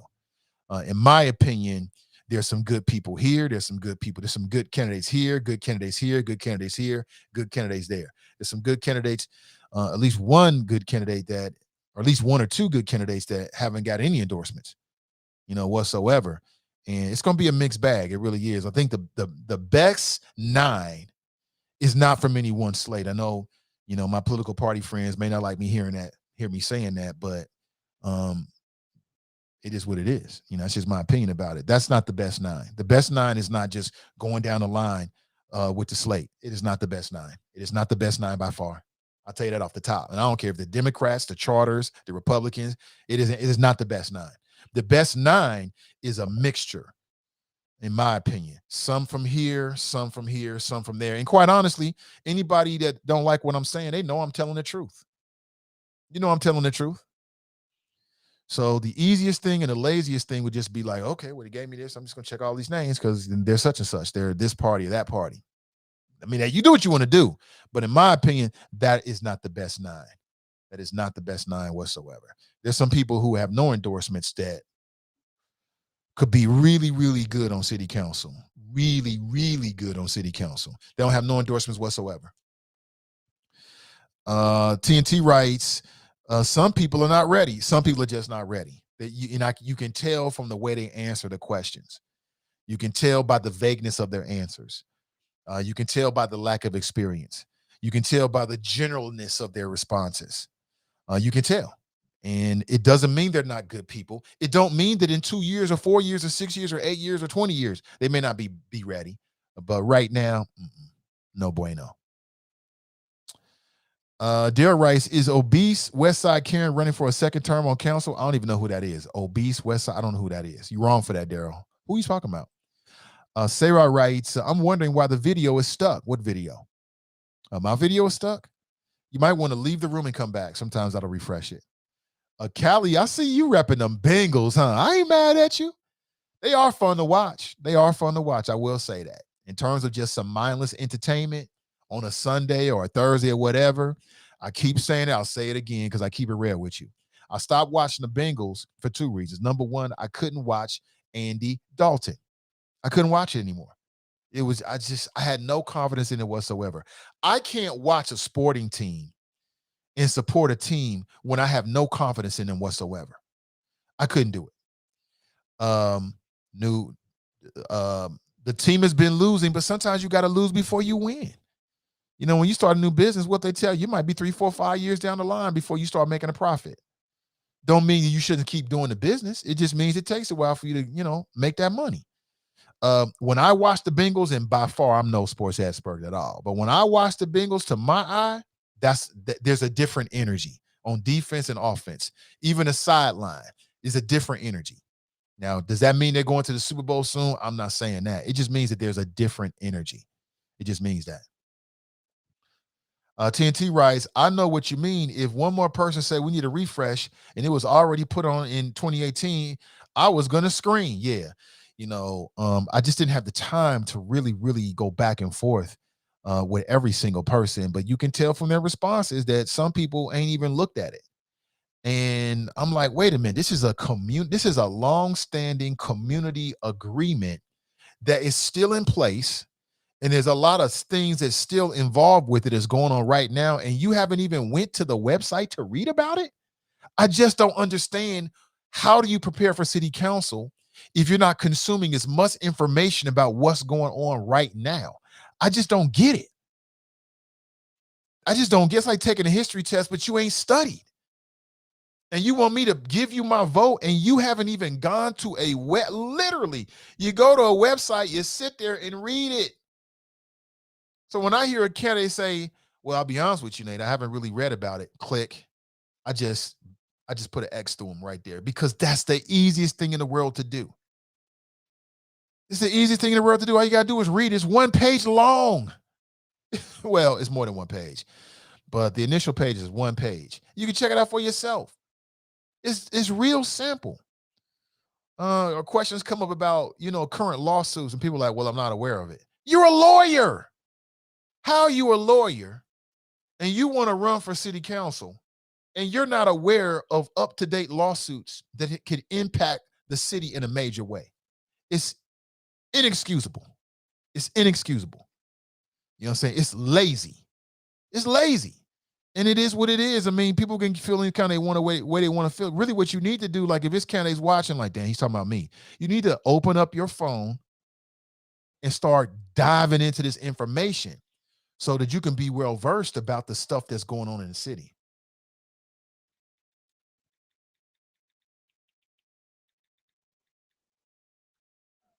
You should be, so you can be well-versed.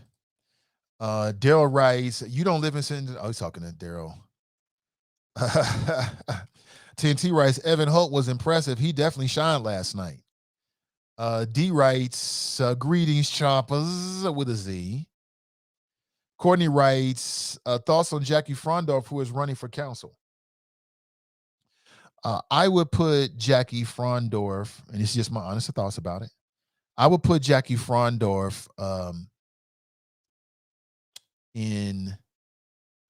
I would put her in that middle tier, but toward the bottom of it.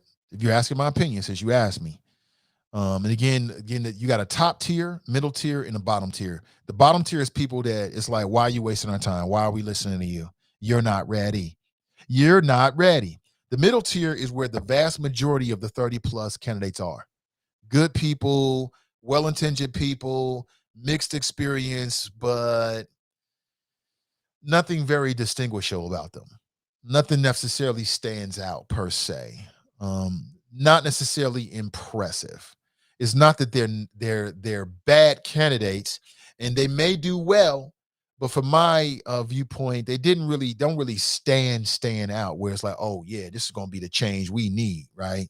And then the very top, where you got just a handful of people. By my list, I've got maybe 6 or 7 people there. These are people who I think absolutely are ready. They absolutely understand what's going on. And I think that they would be the kind of folks that we need on city council. So that's just me. Deborah writes, good morning, Choppers. Anthony writes, morning, Chop Shop. Deborah writes, Nate is right. Local candidates should be knowledgeable about local issues. Right. They should know about the latest lawsuits. You should know about community agreements. You should have an understanding about what's happening in the Black community in Cincinnati, which is 42 to 45% of the population. You should have an understanding about that. And not only should you have an understanding about it, but you should have some kind of ideas, a strategy. If you don't have a plan, you should have a strategy or a theme or something that will address these things in particular. And not everybody has that. Synovia writes, Nathan, we need to talk about your last thought. By doing whatever is necessary to get your point across by destroying property. Well, no, that's not what I said. What I said is that if you ever read in the newspaper about the police killing me on some dumb ish, sometimes when these kind of things happen, the family will come out and say, hey, be peaceful. My family's not going to say that. You know, say hit the streets and tear it all down. If that's what's going to lead this city or the nation or wherever this hypothetical situation might happen and occur, to push for change, then damn it, that's what you do. That's what I'm trying to say. But yeah, and I believe that. Because Synovia, in my opinion, this is my observation. Tell me if I'm wrong, but when you have these peaceful demonstrations, nobody gives a damn. It's cool. They pass out t-shirts, they light candles. It's all cool. Nothing ever happens. But when people get violent, when they start burning ish and turning over stuff, that's when people are like, oh, we got to pay attention. Now, I'm not condoning it. I'm just telling you, if it happens to me, I won't be here. So I have no say-so over it. I'm just giving you my mentality about it. But I'm on some law-abiding citizen type stuff. You already know that. David writes, that question made folks nervous. It did. You talking about the Black agenda question? It did make folks nervous because it's kind of like, ooh, what do I do here? What do I say? How should I approach this? That kind of thing. Regina writes, good morning, good people. Good morning to you, Regina. Clarence writes, morning, Choppers. Good morning to you. Good morning, all the Choppers. Brian writes, good morning. Adele writes, you got to have a Black agenda if you're running for office in the city, because if Black people are prospering, then the whole city is winning. Let me see. Jared writes, Evan Holt is very active in communicating with citizens online, which is nice. Sarah writes, I dropped out with the intent of becoming more involved politically for the next 2 years and building a better coalition and team of supporters before running again. Okay. And again, you know, that maybe that's mature on your part. As you know, because I think if you're going to run for city council successfully, you definitely got to have, you definitely understand the lay of the land, and to build a coalition of people across the city, not just in the Black community, but across the city. Nat writes, Evan Holt was the winner last night. D writes, which candidates are in the top tier in your opinion? Well, let me put together a good 9 and I'll tell you. And the reason why I'm hesitant about that is because I don't want to do any endorsements. At this point, because, you know, this is a media platform. We're open to any and all people. And I want to make sure that when we do that, that what I say doesn't betray that, if that makes any sense to you. So I'm reluctant to give you names at this point. But perhaps on election eve, I'll give you my top tier. Okay. Let's see. Tiffany writes, I agree with you on Mr. Holt. Clarence writes, in your humble opinion, Nathan, do we got a starting team for city council? Yes, we do. We do have a starting team for city council. Right now, I'm at 7 or 6 people, and I had to do a little bit more soul searching and think just a little bit more about who the last 2 to 3 people are going to be. But I do have a solid 6 or 7 people who I think would be great on city council. and would do us all proud and would be successful in moving forward on whatever agenda. So there are some diamonds out there for sure. Absolutely. There's some people who I absolutely personally want to see on city council. I think it's necessary. Brenda writes, good morning. Good morning to you. Tanika writes, I'm with you, Nate. If my daughter and doing what she knows to do, all my family knows I don't play no game. It helps her be better, right? It's that community type of parenting. You know what I'm saying? I don't play no game. Whatever my kids do is what they do. I ain't hiding it. I ain't lying about it. I'm not lying to family members. I'm not embarrassed by what somebody else does. I'm not embarrassed if my daughter does something. I'm not embarrassed if somebody does something. That's what happened. It is what it is. Daryl writes, how do you prosper in your city? How does one do that? You have no answer. You just talking. Oh, okay. They're talking amongst themselves. I don't want to get involved with that. Let me see. TNT writes, little boys are wild, but eventually they simmer down. Yeah, I know. I was a little boy once myself, 2 little brothers, so I already know. Clarence writes, prayers and condolences goes out to the John Street store shooting victims. Okay. Jerome writes, happy Wednesday. Good morning to you. Nikki's in the house. She writes, good morning, everyone. Lynn's in the house. She writes, good morning, great people. James writes, assalamu alaikum, family. Jay writes, good morning, Nate in the Chop Shop. Good morning to you. Marisha writes, good morning. Good morning to you. Good to see everybody. Good. Clarence writes, I'm sick of this fake ass cancel culture ish. I don't know why. Cancel culture don't bother me. To me, cancel culture is just free market. It's consumer choice. We just gave it a name. People have been canceling businesses or establishments since the beginning of time. Let me give you an example to it. You go into your favorite or a restaurant, fast food or otherwise, and to get something to eat, you get terrible food and terrible service. More than likely, you're going to cancel them, meaning you're never going back to that establishment. That's cancel culture. Nothing wrong with that. Let's say there's a celebrity out there that's selling products, and you like this celebrity. You bought these products, but then you hear they say something that's racist towards black people or homophobic or just generally don't sit well with you. What are you going to do? You can keep buying them products? No. More than likely, that's the end of it. That's the free market. That's the free market. Cancel culture is the free market. That's how it works. Consumers make decisions based upon the quality of the services and the products and or their general perception of you as a brand. Ain't nothing wrong with that. Ain't nothing wrong with that. That's how it's supposed to be. Elizabeth Tyford Judge is in the house. She writes, good morning, everyone. Hey, good to see you, Elizabeth. Politically Petty Podcast Show writes, morning, Nate and Choppers. Flow is ready to eat for everybody except gullible black men. I know that's right.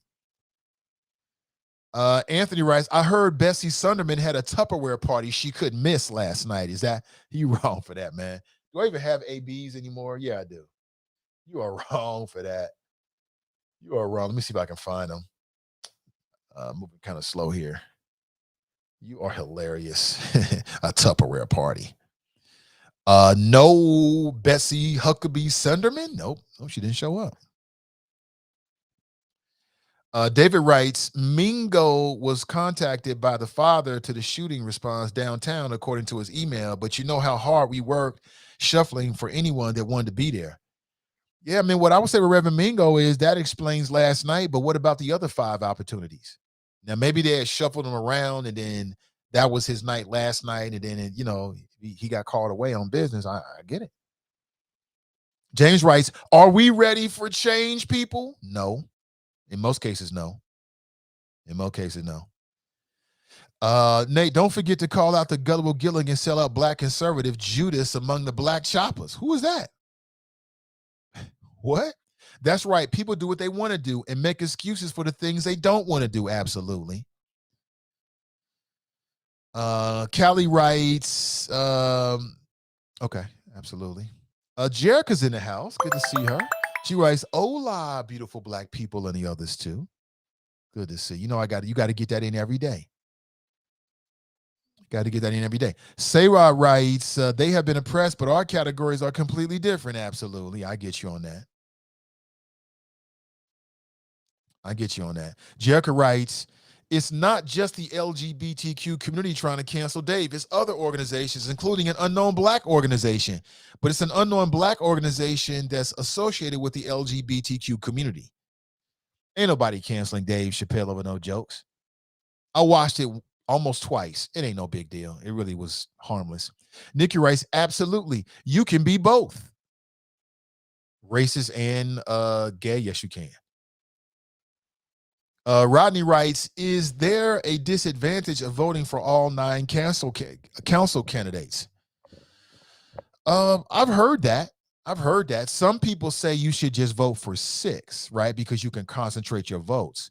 And then it takes 6 council votes to have to be able to overrule the mayor, right? So let's say the council passes something that goes to the mayor, 5 votes. The mayor says no. If they got 6 votes, he can't do that. So a lot of people are using the strategy of only voting for 6 people. Okay. I get that. Because if you think about it, that's really all that really matters. And that's why I said right now in my head, I've got a good 6 or 7 people that's at my top tier. I got a solid 6 because I understand that you don't really have to vote for 9. You know what I'm saying? You can have 3 people on council, but if you got 6 people that's voting as a block, what those other 3 people say or do really don't matter that much, to be honest with you. They get a veto proof of majority, they running things on council. And if you get a mayor that's in line with the majority, oh, they can really make some things happen. So that's an interesting point, Rodney. Good morning to you. Welcome. Thank you for being here. You're right about that. You know what I'm saying? We haven't really talked about it in detail. Clarence writes, everybody ain't no chopper, Nate. They don't see things the way we do. That's okay. The door is always open. They can become converted. Jericho writes, come on. They aren't trying to cancel rappers or artists who call women derogatory names and frequently use the N-word. But you bet not appear to offend the gay community, please. Well, I mean, you're right about that. Remember C. Dolores Tucker back in the 90s? She was upset about the imagery of women and the usage of the N-word and things like that. I mean, you had the Reverend Al Sharpton, and you had some NAACP branches many years ago. They was doing whole ceremonies where they was burying the N-word and we're not going to use the N-word and all this kind of stuff. I'm not mad at the LGBTQ community at all. You know, if they've united to the point where when they get upset about something, people have to pay attention to it, good for them. Good for them. I got no problem with it. Politically Petty Podcast Show writes, who is the Dan KKK Hills of the Dayton Police Department? Every city had at least one racist FOP leader. Callie writes, how can a gay person be racist or biased in any way? It seems very hypocritical of them as much as they have been discriminated on. I know a gay racist, and I really can't understand it at all, regardless as to how they are raised, because racist and homophobic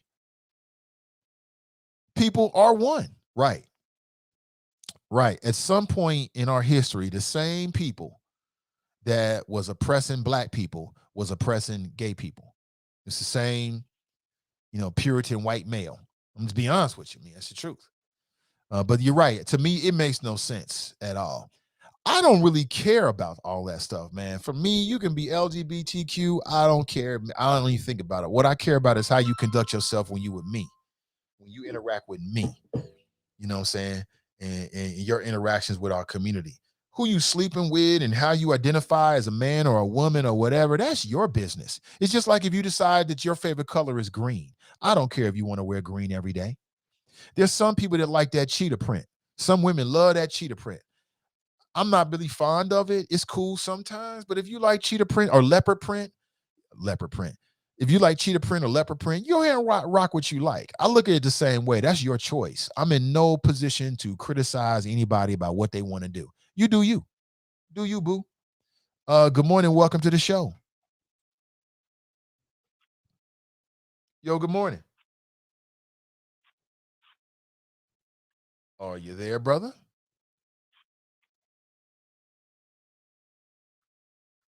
Okay. Call me back. We'll put you straight on. We'll try to put you straight on. Let me throw my number up there again if you want to share your thoughts this morning. It's pretty simple, 513-873-7134. I'm curious, like, okay, so let's say we just going with 6 candidates. Who would be your top 6 right now? I'm just curious. I'm just very curious. Who would be your top 6? I'd like to know. You tell me. You tell me. And were there any questions that you, and again, we're past that at this point, but I'd love to know if there's any questions that you thought should have been asked that were not. Hey, good morning. Welcome to the show. Good morning, Mr. Ivy. How you doing, sir? I'm doing well. Welcome. Well, thank you for having me, Mr. Ivy. I just tuned in about a half hour ago, and I've been hearing you reading a lot of chat from the Politically Petty podcast. Yeah. What's up? Are you showing some favoritism, Mr. Ivy? I've been reading. I think you're just hearing things. So I've been reading all the comments, okay. Not just one. Well, like I said, I just tuned in. Maybe I just caught it at a moment where you were at that portion of the chat. But right, I think that's what it is. Did you know that our friend, the host of the Politically Petty podcast show, Glenn from Mason, has been suspended on Twitter? I didn't know that. No. Did you? Well, I think he needs to call your show. Did you do something about that? He needs to explain what happened. Huh? Are you behind that? No, I wouldn't, Miss Ivy. You know I don't play. You know I want all the smoke. I don't run from nobody. And don't mention Donita's name. Shout out to Donita. Except for Donita, you run from her. No, you said I'm running from her. No, but I think Glenn from Mason. No, she said it. I'm not going to argue with a woman, Mr. Ivy. I'm not going to argue with a woman. I've only got in one small argument with a woman on your show. She don't want to argue. In almost she wants 4 to years. debate. There's two different things. She wants to debate. No, I'm not going to argue over the fact that she says that I'm dodging her, because she knows and I know what actually happened. Okay, because when people come on the radio and they do their thing on the radio, all due respect, but every now and then you get radio jumped. Sometimes you get radio stole on. I mean, it just happens. But I'm not going to get on here and say nothing bad about Donita or any other lady choppers, because it only happened one time. It happened once, and I learned my lesson. It was with Iris Rowley over the vaccines for Black people, and that was it. No, that so wasn't it. I don't. That wasn't over vaccine. That was because you disrespected her and try to say she was trying to make money off the movement or something like that, and she had to set you straight. That's what happened. Well, okay, well that's fine, but I'm just telling you, I learned my lesson. No, let's see, there you go. See, why you hang on every word, every syllable, every dot, every cross T that comes out of my mouth? It's not just you, brother. It's anybody and everybody. I mean, you don't. No. Oh, no, you don't. Because when Maze called in here, it sounded like she just had a couple of shots. She is never challenged. You just let her flow when you can understand what she's saying, but you just let her go. You never interrupt her. You never check her on nothing. And she comes with some outlandish things that she calls, I'm checking drop. That drop guy. I got to check that drop.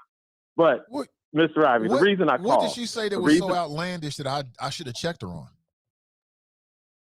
I'm not going down that road with you, Mr. Ivy. Because if I could, I would like to get out my topic I want to talk about, which is headline: Van Jones appeared yesterday on the Chris Cuomo live show on CNN, the Crying Negroes Network, in which he is the official, I ain't gonna say mascot, but he's the leading crying Negro on that network. This is his quote: Biden has stepped on a rake and fallen down the stairs. Dems currently looking over the edge of a cliff. Now, Mr. Ivy, the reason I mentioned Glenn from Mason, Glenn, and his suspended Twitter account is because he has not been doing his job as the overseer and the Negro whisperer for the Biden-Harris administration. He has not come on your show to explain immigration. He has not come on the show to explain the Biden doctrine and his foreign policy. He has not come on your show to explain the advancement of the Black agenda by the Biden-Harris administration. He didn't come on here and explain that disgraceful display by our vice president with little kid actors like she's the NASA program. Mr. Ivy, I don't know what's wrong with Kamala Harris, but she needs she needs to hire a whole new staff, because the stuff that they have her doing is not conducive for a run for president in 2024. So if Glenn from Mason ain't too busy, if he got time to call your show to explain what is going on with the Biden administration, and if he agrees with everything that Van Jones said last night on Chris Cuomo Live, because Black Twitter started to cancel Van Jones. And again, it's just another black man coming up with his opinion that happens to go against the desperate Democrat Party. So Glenn from Mason, if you got time, put down that Newport cigarette, put down that bacon and egg cheese croissant that you just bought at the fast food restaurant, and call the show and tap dance and cake for your party. Because all that smoke, all that energy you had back in April, it ain't here no more. And it probably ain't going to be here in the 2022 midterms, because all indication is Joe Biden could possibly lose more seats in the 2022 midterm than his former boss, the first black president, Barack Hussein Obama. He lost 63 seats. 63, Mr. Ivy. And that was after his party, and his party only, passed the Affordable Care Act. Not one Republican voted for it. And that's why the Democrats need a black man like Glenn from Mason to come on the show and put all the worries and fears of the black voting base, to put them at ease and let them know everything gonna be all right. Just hang on. And on that note, Mr. Ivy, that's all I got, sir, because this is all you need to get your day started in the great city of Cincinnati. Now, Glenn from Mason, put on some pants and pick up that phone and set it all straight and tell everybody how great the Biden-Harris administration is doing. Drop squad 52. Also known as the Black Not Democrat, dropping science. Free Glenn from Mason. Let him out of Twitter jail. I'm out. He is hilarious. He is hilarious. That man is hilarious. Glenn, I didn't know you guys. Is that true? You in Twitter jail, man? Damn. Why do choppers always end up being suspended on social media platforms? What the hell is going on here? Oh, man. I hope it's not true. He just loves to delight in the demise of the Biden-Harris administration. He loves it. Anytime there's any negative press or any press that suggests that Biden's going to have some issues with being reelected, he is here for it. But it's true. And I blame Biden. You got to blame Biden. I'm going to say this for the umpteenth time. Voters care about results. Voters care about results. They don't care about Joe Manchin and the difficulties with the filibuster. Do whatever you got to do to get your agenda passed. Period is that. Black voters are not going to be understanding in 2024 if elements of the Lift Every Voice agenda and or any collaborations with Ice Cube or anybody else out there, if that doesn't come to fruition, Biden is going to have a problem with black voters in 2024. And they're not going to be in the weeds and nuancing it and trying to, oh, well, we understand about Christian cinema. Nobody cares about that. The only thing they care about is results. Deliver the results. So he got a lot of issues. We'll see what happens. Good morning. Welcome to the show. What up, Nate? This is Daryl from Atlanta. What up, Daryl? What's going on, brother? What up, brother? Yeah, not much, man. Just listening. What? Help me figure something out, because I'm kind of baffled. Never before, unless a vice president in the past went out and just made a total gaffe or just totally screw something up, I never heard the smoke Kamala Harris is getting. I never about a vice president. I never heard that. What is it about her? I mean, right now, we got black people taking shots at her. She's the VP. if you understand her role, she's not going to come out against the president. They got to run as a team. So she's got to be measured in what she says about different things. I just don't get that. I really don't get that. And then it's like a black woman, and then they don't look at her as a black woman, which is stupid. Go do your research. That's all I'm gonna say about that. So I mean, here go drop. I mean, he comes in dropping, gaslighting once again. That's all he does. Ask him about Trump. Ask him about the elections going on with Trump. Ask him about all his minions or his lieutenants that are refusing to honor a congressional subpoena. Ask him about that. If we're going to be factual about stuff. I mean, but coming on here with Kamala Harris and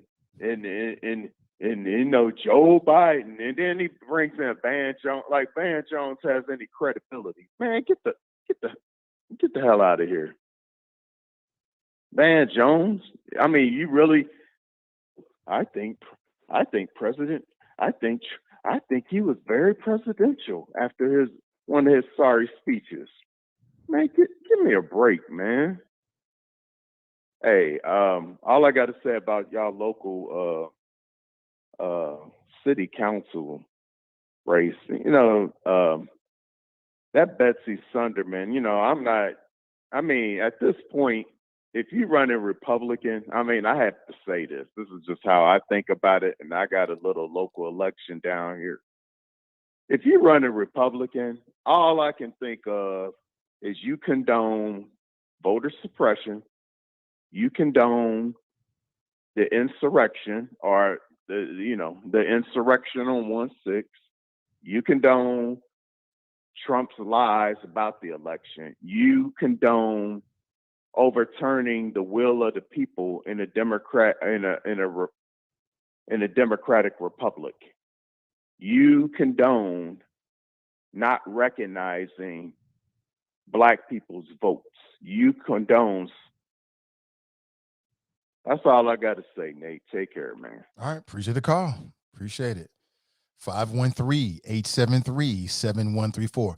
So let me move on. Let me bring some more things to the conversation table. And this may or may not be on your radar screen. I'll bring it up for a second. We ain't got to spend a lot of time on it. But at the 9 a.m. point, I'm going to take another break. You'll hear from more candidates. But DC Comics. Does anybody know what DC stand like? What does the DC and DC Comics stand for? Real quick, 3 seconds. It stands for Detective Comics. That's what DC stands for, just so you know. I'm teaching you stuff, right? But DC Comics has they've got a new Superman series coming out, in which Superman comes out as bisexual. And you've seen a lot about this. Like, it just seemed like a month ago in the Batman series, and they've got multiple Batman comic books. It's not just one. They may have 3 or 4 Batman series that is written and illustrated by whole different teams and have whole different storylines. And in one of those storylines, Robin came out as, I think he's bisexual or gay or something like that. And do these kind of moves, like when pop culture is responding and reflecting the diversity of America, is that good? Or is this like more of what people call the gay agenda? I don't know. You tell me. But in a new Superman comic strip coming out, Superman is now bisexual. And Dean Cain, who's a white male actor who portrayed Superman in a television series, he came out and said, quote, "There's nothing bold or brave about the current Superman coming out as bisexual." Have you seen images of it? It's Superman, right? He's got the Superman suit on. He's all muscled up and he's kissing a man. And who's buying comic books these days? Like, are children watching comic books? Are they reading comic books? Let me see if I can screen grab this for you. You can check it out for yourself. Are children reading comic books these days? Do you think it's appropriate for a child to read a comic strip in which the hero is gay or bisexual?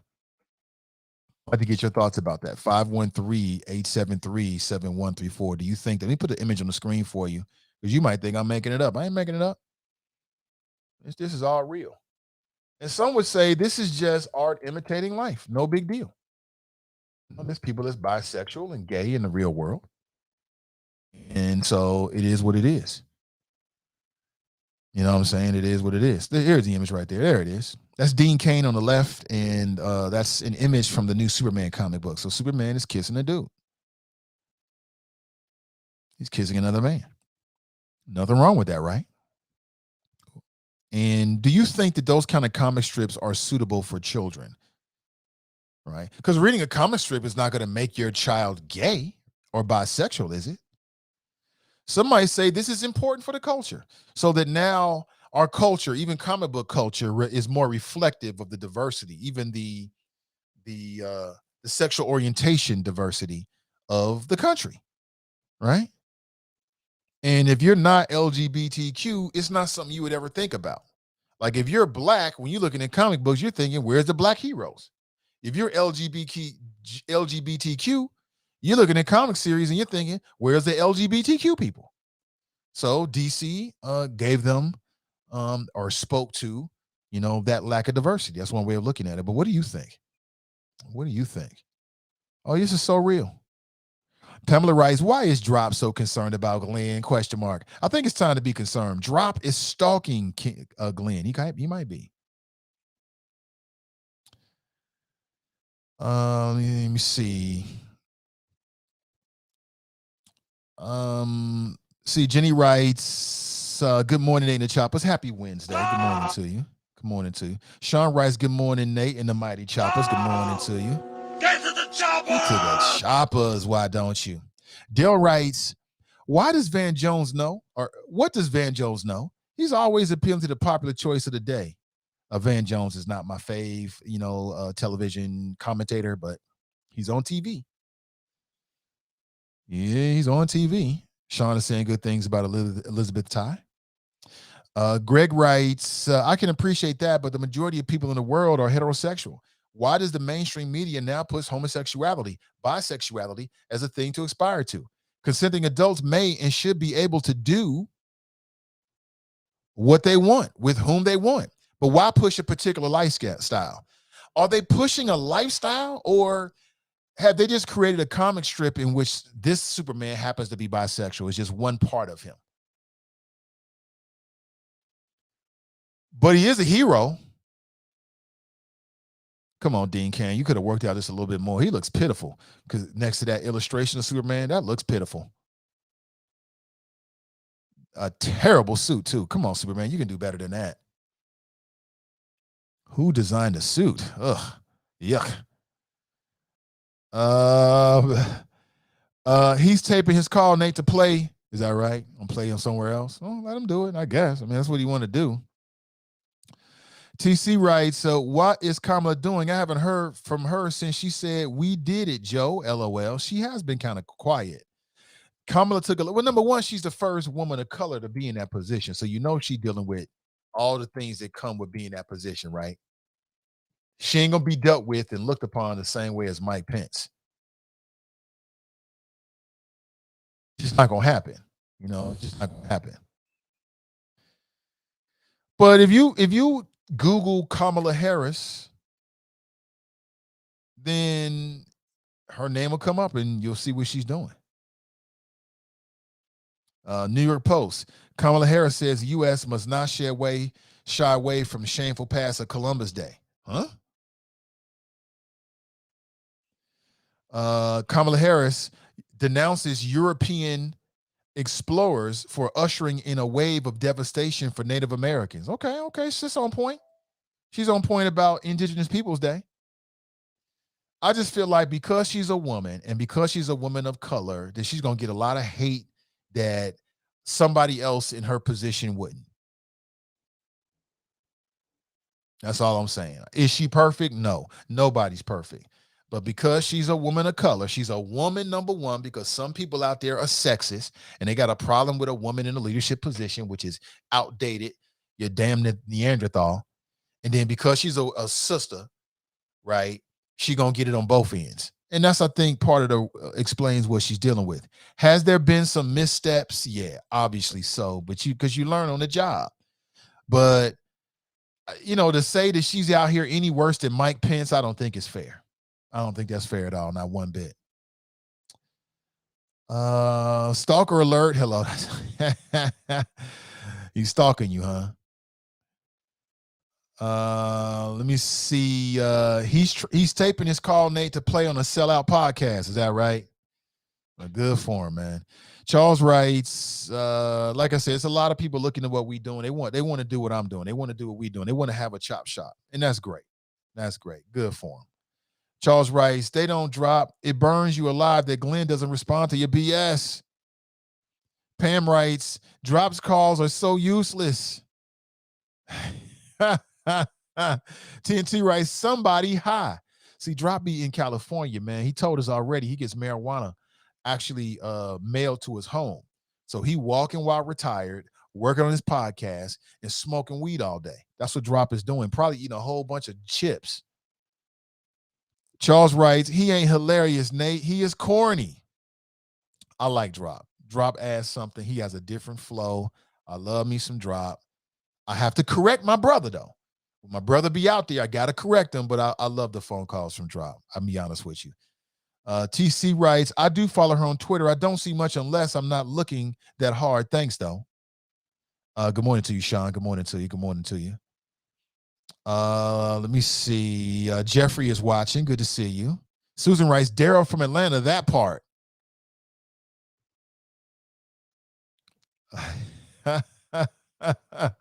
Like a box of unopened cornflakes. Y'all is wrong, man. TC writes, well, it's strange. She is silent, but had a lot to say about Snoop, among other things. Not bashing her this morning, but no, I'm not a fan. So you're not a fan of the first lady, huh? I'm not going to say I'm a fan. I hope she's successful. She's successful. The country's successful. So I'm not going to hate on her.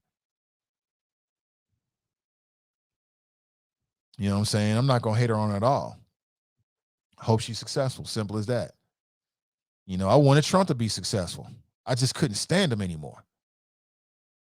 I'm reading that the New York Knicks have banned Kyrie Irving from the team until he's vaccinated. So here he is, one of the best players in the league, and he might not be on the team because of his feelings about the vaccine. As I understand it, over 1 billion people have taken the vaccine. So I get it, but as time goes on, it makes you wonder, like, what are people so afraid of? You know what I'm saying? And again, you have every right to be afraid of what you want to be afraid of. I ain't trying to vaccine shame nobody, but, Kyrie Irving is making millions of dollars a year to play basketball. You're going to give that up because you got vaccine hesitancy. If you Kevin Durant or James Harden, you might be looking at this dude thinking like, damn, man, you betraying our trust because we were supposed to do all of this together. You know what I'm saying? All of this we were supposed to do together. And here you are, with these issues, some might say tripping about the vaccine, and all these other players took it. But again, that's his body. It goes to show you, man, that, Kyrie was the real problem on that team with the Cleveland Cavaliers. It was Kyrie. It wasn't LeBron. They had a good thing going there, and Kyrie was on some dumb-ish. He was on some dumb-ish. But let me go to the phones. Good morning. Welcome to the show. Hello, Nathan. Hello, is this Maze? Yes. Good morning, Maze. Drop is at it again. Now, he was the only one that ran somebody out there where he lives. The man that just got sent home. And to remove somebody because that party he loved so dearly wanted to remove the governor. And right. Where was he? Had nothing to say. That's the always when somebody need a black man for something. Now they're trying to use one down in Texas. That Looney Tune. So the same thing will happen to him. So tell him in 8 months, tell me what can he do in the job to fix up something that 45 did. I'm waiting for them to put all of those criminals in jail. But he won't have no conversation about that. Because if Barack Obama would have did all the things that we looking at, supposedly he's done, He'd have been under the jail. So tell them that we get to working on that to help in this investigation of stop sending people to go testify. And then something will be done and something will be looked at. So tell them to have a good one, drop. Next time with the news. Have a good one. She said, drop. Raindrops. Up top. Sounds like a line from an early Migos song, right? Raindrops. Drop. That is hilarious. Thank you for the call, Maze.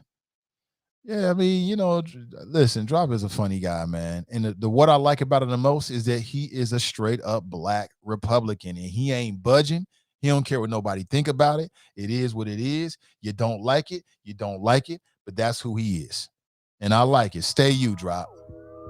But people gonna stay on that ass too. Let me take a break. It's the top of the hour at 9 a.m. I want to remind you, you can early vote today. People. Get it in. Once you make your decision, you can head over to the Hamilton County Board of Elections at 4700 Smith Road, and you can early vote. Get it in. That way on election day, you hands-free. Look, Ma, no hands, right? You can do whatever you want to do. You can check out what's happening online. You can chill because you've already taken care of that business. Take care of it early. Once you make your decision, make a qualified, educated decision, and we'll get into it. Again, if you have a question about specific city council candidates, if you'd like to know where I place them in my tier system, if you ask me, I will tell you.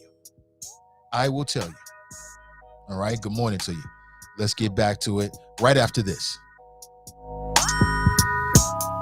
Good morning, Choppers. I'm Scotty Johnson, candidate for Cincinnati City Council. Unfortunately, injustice remains in the city of Cincinnati.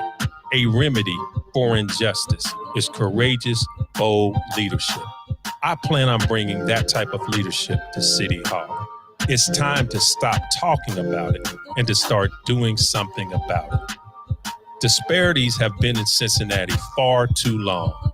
I'm the candidate to address those disparities. Vote Scotty Johnson for Cincinnati City Council. Paid for by friends of Scotty Johnson.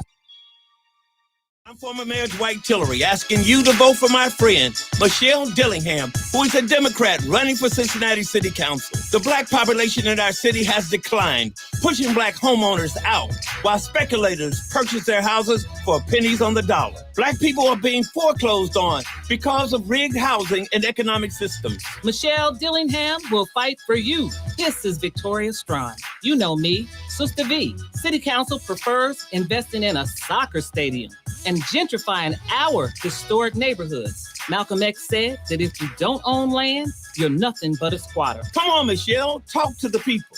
City Council is being sued for discriminatory tax abatement programs that unfairly enrich wealthy white neighborhoods. I know because I've been fighting for reform for years. Isn't it time to elect a candidate who will stand up for the people over special interests? Vote for me, Michelle Dillingham, Democrat for Cincinnati City Council. Paid for by Dillingham for Council Committee. This is Hamilton County Commissioner Alicia Reese, and I've been busy fighting hard for the citizens of our county. But today I'm asking you to vote for my friend, Democrat Elizabeth Tye, for municipal court judge. Elizabeth Tye and her family stood with me in a tough election. Now I'm asking you to stand with Elizabeth Tye for judge. She's from our community, and she's qualified. Elizabeth Tye grew up in Kennedy Heights and graduated from Central State University. Elizabeth Tye has been a prosecutor, a public defender, and has built a law practice from the bottom up. There is currently only one black woman on the municipal court. It's time to send another one. Join me in voting for my sister, Elizabeth Tye, for judge. Meet me at the polls. This is Elizabeth Tye, and there is only one judicial race, and I need you to vote Tye for judge. Let's send a clear message that hard work and experience matters. Go vote Tye for judge today. Paid for by the Committee to Elect Democrat Elizabeth Tye for Municipal Judge. Love interrupted by tragedy. Lost in the drought of nightfall. Running in search of the remedy. Trying to find her place. And it all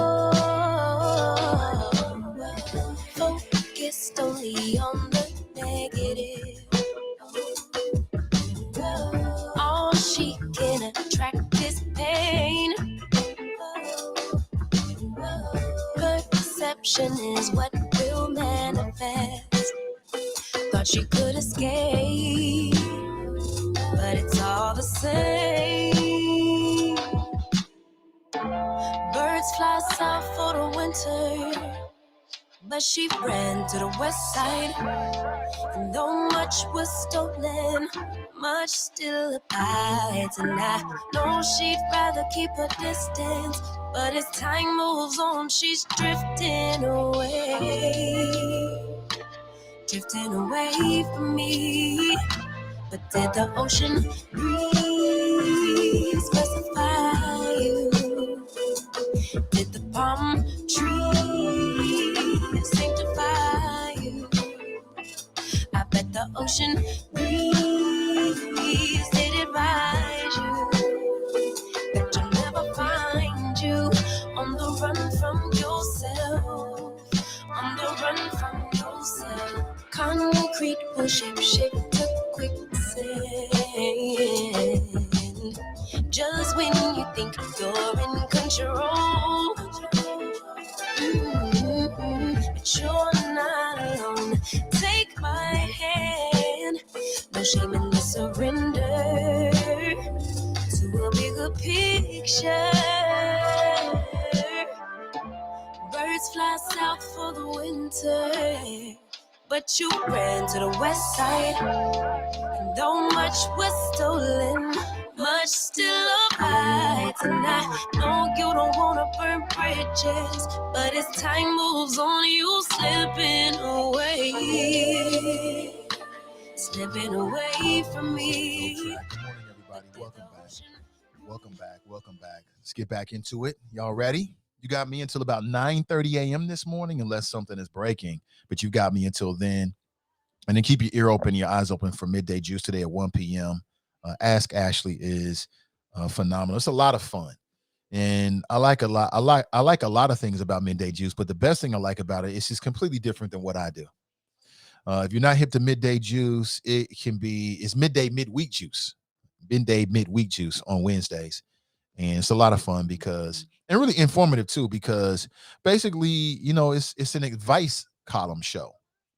So people see her emails asking for advice, and she gives them advice primarily on life and love. Sometimes it deals with a little bit of business, but life and love, and dealing with all the things that we deal with as human beings on a regular basis, you name it, like infidelity and sex and relationships and marriage and baby mama, baby daddy drama and all that kind of stuff, man. And Ashley deals with it with equal parts compassion and wit and humor. And it's a lot of fun. So check it out today at 1 p.m. And if not, you can find her on YouTube, Ask Ashley. You can find her there. And you can look at all of her videos there. Of course, they're on CDM's Facebook page as well. And you can check it out. Good morning to you. Let's get back into it, shall we? 513-873-7134 if you like to share your thoughts. I'll throw my number up on the screen. There it is. Nice and easy. You don't have to call in. You can if you want to. It's completely up to you. We're live, local, and vocal this morning. It's the Nathan Ivy Show. And you can always take a free ride of my thoughts. I'll do the heavy lifting. You can just do the easy listening, okay? Real simple. But on this show, we talk about people, politics, and pleasure. Some people got it twisted. They think this is just a political show. This is not just a political show. We talk about people, because I'm a people watcher, politics. I mean, I'd be remiss in my duties if we didn't talk about politics, and pleasure. And what does that mean by pleasure? Well, all the things that brings pleasure to human beings, to adults. All the things, when you think about what's pleasurable to adults, we talk about it, whether that be music, whether that be relationships, whether that be sex, drugs, you name it, technology, all the things that make you, they get that dopamine in your brain pumping. We talk about all of it here in a way that you're not going to hear on any other show. Everybody's got their own style. Nobody can give you what I give you and vice versa. And I'll say it again. I roll with a team full of sharks, and they all bite, a.k.a. the choppers, man. They are some of the best people you ever meet. Good, sweet, intelligent, smart, intelligent, primarily black people, and they don't spare their tongue. Why would you? This digital. Ain't nobody going to do nothing to you. So people speak their mind, very critical, very intelligent people with a lot of experience, a lot of influencers in the room here in the greater Cincinnati area. And so if that sounds like something you might be into, then hit us with a subscription. You can subscribe on Facebook to our video feed. You can subscribe on YouTube to my Nathan Ivy YouTube channel. You can subscribe on Spreaker. That's audio only. You can subscribe on TuneIn, which is an app that streams audio. It's free. You can download it, and you can subscribe there as well. And I appreciate you. Okay, appreciate you for tapping into this little show. It's just a little show that keeps on going. You know, we just keep on going. We will not stop. I will not stop until we reach our goal.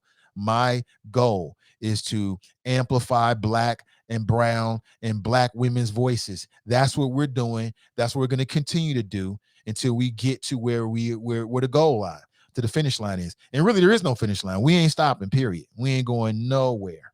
We're just going to keep growing and expanding, especially after COVID. So thank you for being here. And again, shout out to all my patrons. I really appreciate you. Evan writes, that isn't Clark Kent, Superman. That's Superboy, Kal-El's clone son, for what it's worth. Thank you, Evan. Thank you for the clarification, bro. Appreciate that. Get it straight, right? Get your facts straight. I'm right. Okay. Thank you for the clarification. A lot of people been talking about your performance last night, bro. And again, we got to catch up and have you come on the show for at least 15 minutes or so and talk a little deeper. Let me write in as much as we can with that time. Children read comic books. It encourages them to read. That encouraged me to read. You know, when I was a kid, I was reading a lot of comic books. I still got comic books here. I got some Black Panther up there. That's just more for show. And, you know, my son always wants to read them. I let him play with them every once in a while. Not read them, play with them, but read them every once in a while. I was big into comic books, man. Comic books helped me to expand my vocabulary when I was younger. I used to smash in English because I was reading comic books. And comic books had all that scientific, technical sort of language. You know, it had me run to the dictionary so I could understand what I was reading. So comic books can reading anything. But comic books, and I was drawn to it by the characters, in particular Black Panther. I was drawn to Black Panther for obvious reasons. Like I said, a lot of people just get hip to Black Panther. I was hip to Black Panther 30 years ago. I was reading Black Panther comics and Wolverine, the X-Men. I was drawn to the X-Men because if you know anything about the history of it, it was written in a way that it parallels, you know, the plight of the Black community, the civil rights plight, and they paralleled that to the X-Men. So I was drawn to all of that stuff, you know, as a young Nate. I was reading on a regular basis, a voracious reader. And then I started reading everything I can get my hands on. You know what I'm saying? I kept a book in my hand when I was younger, and it served me well. And to this day, that's why you see all those books back there. I've read almost every last one of them on some levels. I ain't gonna lie and say I read them from cover to cover because I'd be telling a damn lie. A lot of those books were interviews.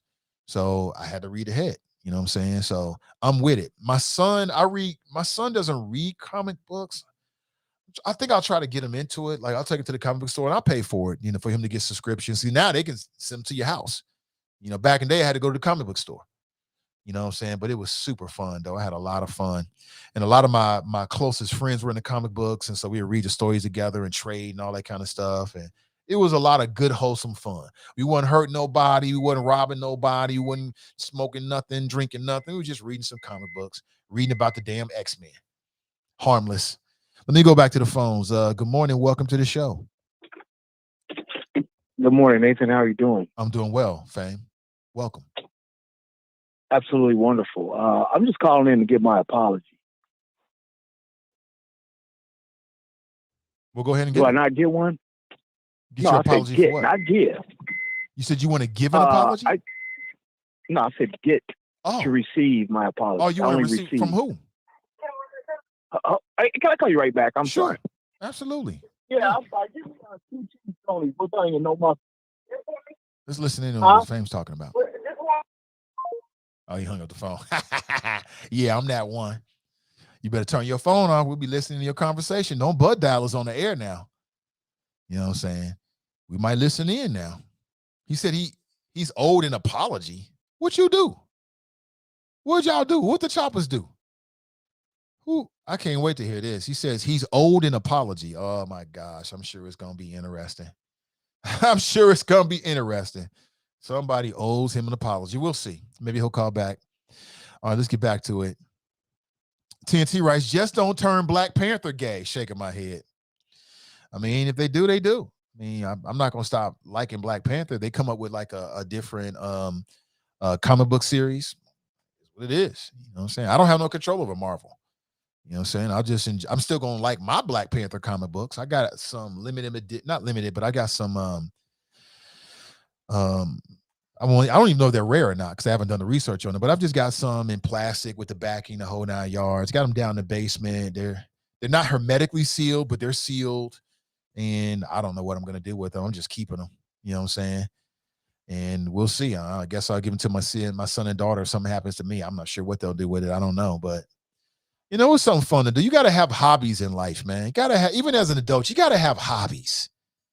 You got to have hobbies that build you up.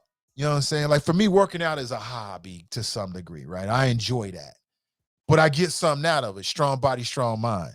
You like to read? That's a hobby that builds your critical thinking, cognitive abilities, your brain.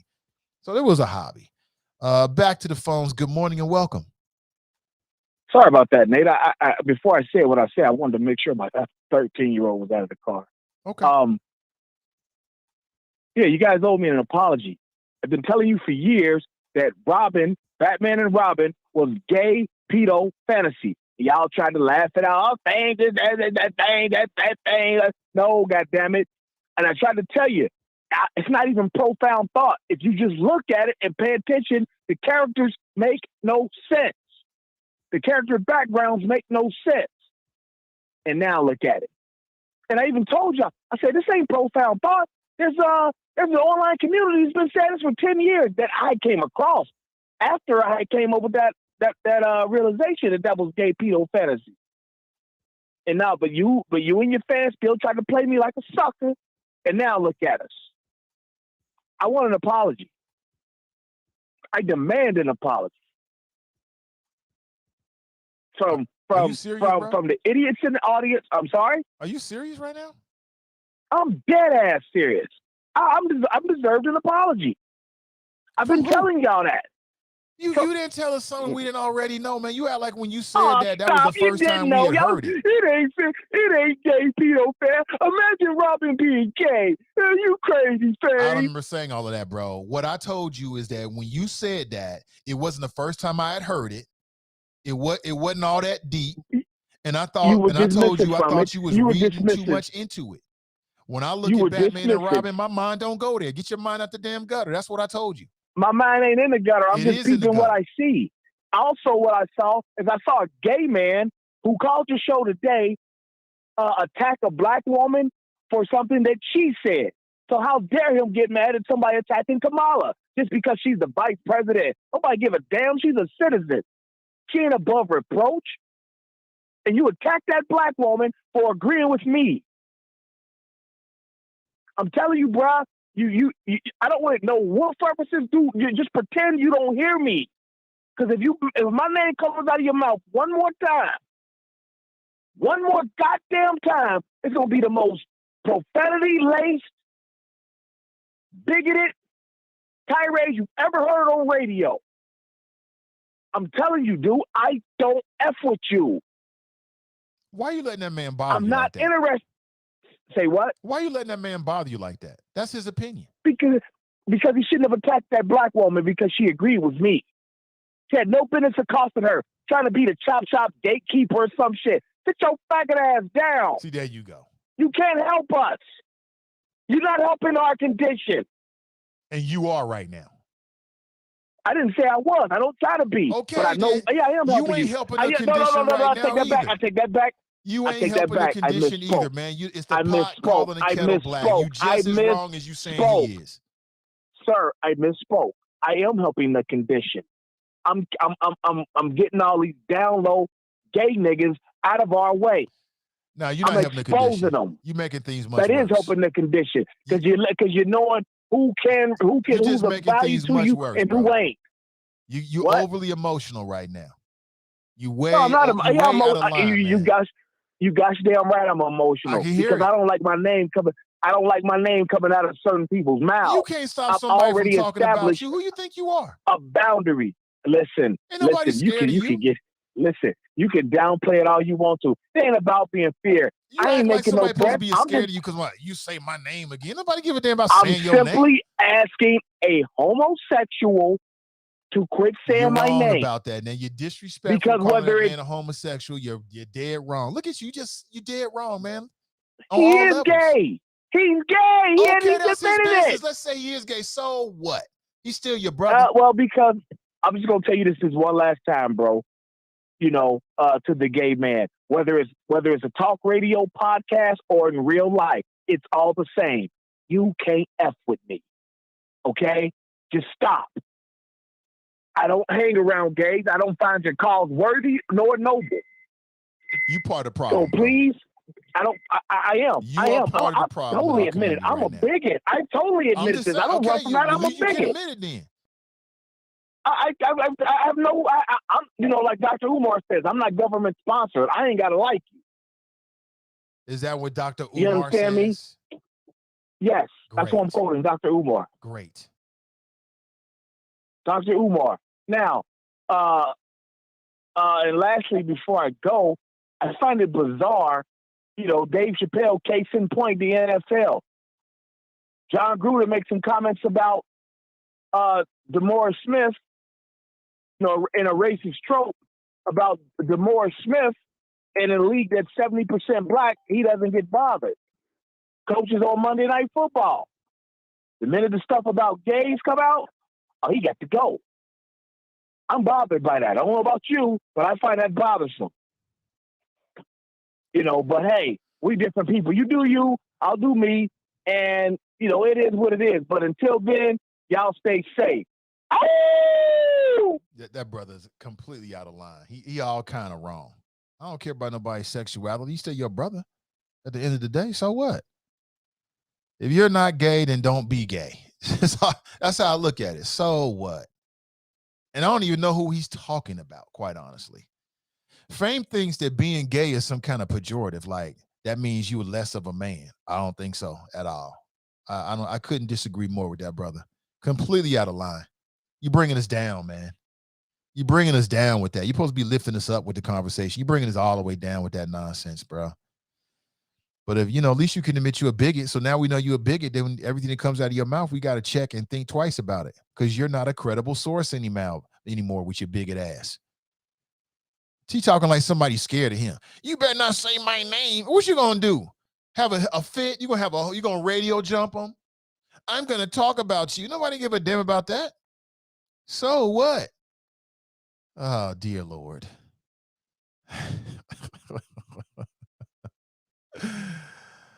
Oh, my gosh. What is wrong with that black man? Jericho writes, see, that's why I don't like the black culture isn't protected, including Black Panther's image. But I bet whenever Jewish characters there aren't going to be reimagined as gay, shaking my head. So black people will be okay with anything. Jericho writes, I recall that fame. Why you? Really, Jericho?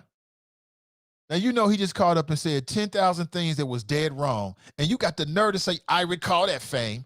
All you doing is putting a battery in his back. Why are you doing that, Jericho? We cannot condone bad behavior. He was all out of line and disrespectful with that call. I reject it all. No ABs, no sound effects. He was on some dumb-ish. And Fame, like I said, Fame act like he was splitting the atom when he said that. We already know that, man. That conversation about Batman and Robin predates the show. People have been making that observation. It's banal. People have been making that observation for years. You don't get no brownie points for telling us that water is wet. We already know that. What I told you, and I stand by this, is that my mind don't work like that. I'm not thinking about, when I'm reading a comic strip, I'm not thinking about the sexuality of the damn people in the comic strip. Get your mind out the gutter. Oh, my God. Charles writes, we've known that. We even known that, bro. Exactly. Daryl writes, fame. TNT writes, huh? Jericho writes, why is his mindset in the gutter? That's a good question. I don't know why. But the writers who have made comic characters gay are okay. I don't understand. I mean, see, here's what needs to be said, and I'm glad I'm here to do this. Fame is he's making a dangerous assumption about our gay, our LGBTQ brothers and sisters, because they are our brothers and sisters no matter what their sexuality is. And he's conflating two things that is very troubling to me, and I just can't stand for it. I'm not with it. I'm always going to be with the real ish. I'm always going to stand for the right thing. Being gay and being a pedophile are not the same thing. They're not the same thing. And that's why I told him to get his mind out the gutter. But too many people equate the two. They are not the same thing. You got plenty of gay men who are not into little boys. But bigots, people that are ignorant as hell try to conflate the two and make them the same. They are not the same. One is criminal. The other is just your sexual orientation. They're not the same. So that's what's the difference. That's why his mind is in the gutter, Jerica. That's why he dead wrong to me. It's some pedo fantasy. I don't know if it's a pedophile fantasy or not. I ain't looking at it like that. I just see Batman and Robin. That's all I see in the Joker. Have I thought like, damn, Batman's got, or the Robin's got like a little leotard on? I would never wear that. I thought that before, but I mean, I'm not writing a comic strip.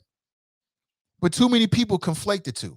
They think being a pedophile is the same as being gay. It is not the same as being gay. It's two different things completely. One is just a sexual orientation among consenting adults, and the other will get your ass locked up and beat down, and rightfully so. Two completely different things, and too many people make that. I don't make that mistake, but too many people make that mistake, and I ain't having it. I'm not with it. It is nowhere near the same. It is nowhere near the same. It's two completely different things.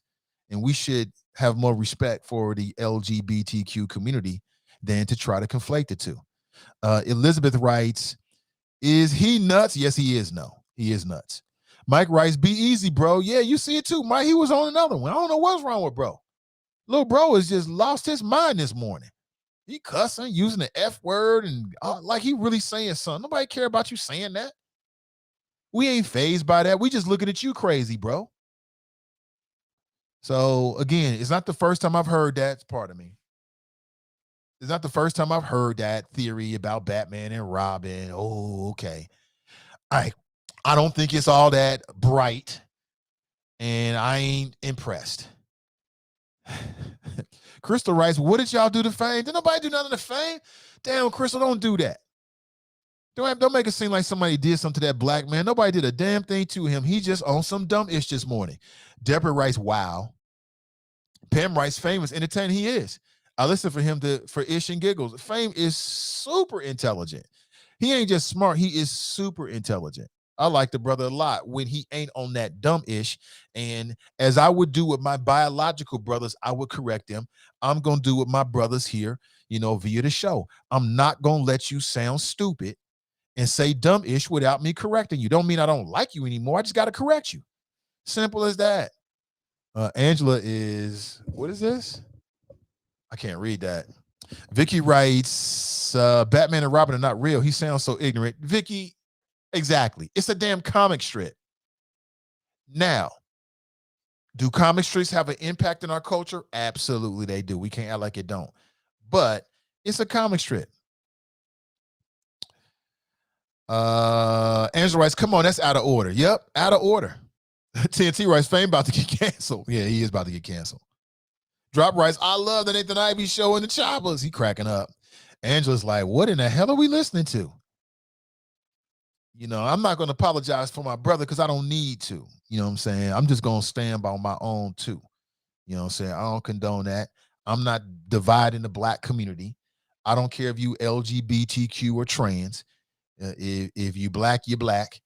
If you want to be a part of this, you be a part of it. And I don't see no difference whatsoever. Micah writes, Fame needs a hug. He does need a hug.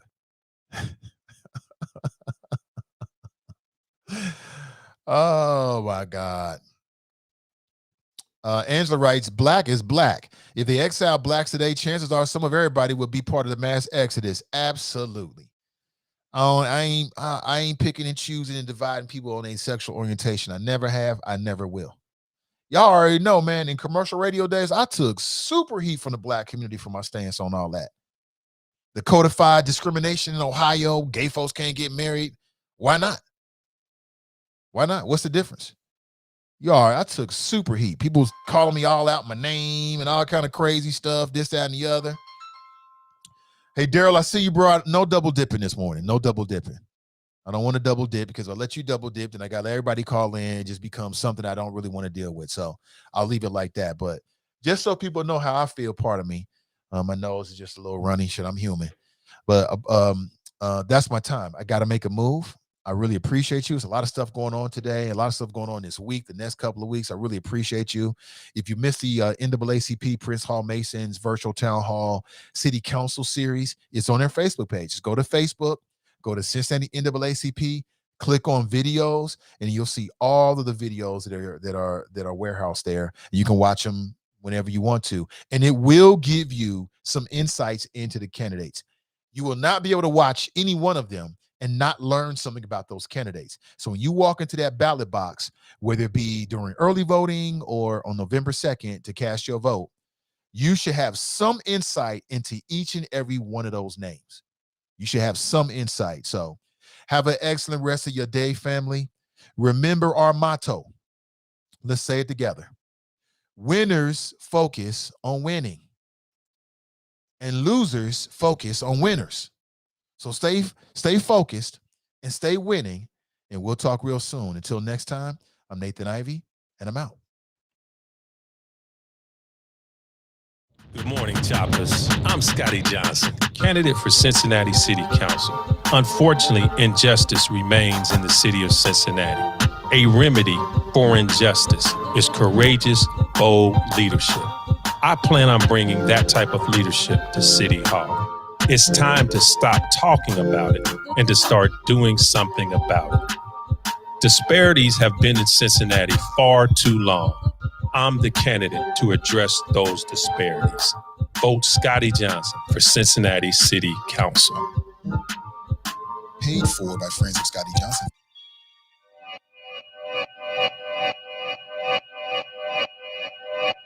Yeah. Talking to my mirror like I love you so much. Curving on my critics like I heard you, so what? You can't kill my confidence, I think I'm the man. Tally all the I ever gave on my head. Lately I've been living like I can't take a loss. They ain't wanna help me, that's what made me a boss. You can't kill my confidence, I think I'm the man. We don't give a that's what they don't understand. I'm back again like school season. I broke records while loose leafing. I'm coming down my roof, leaving. Don't give a I don't care. Did the for my lonesome. No wonder now I'm on one. No shortcuts on that long run. All I really want is my share. Get on my God, on my totem is nothing. In the discussion, for them feelings I throw all my pain on percussion. It's disgusting. I hear them bragging about that they did, and it do not move me, not in the least. They ain't been dropping no seeds in the soil, but swear that you all must spot at the feast. I've been on go mode, show mode, showboat, rowboat, wave ride, cool shorty too.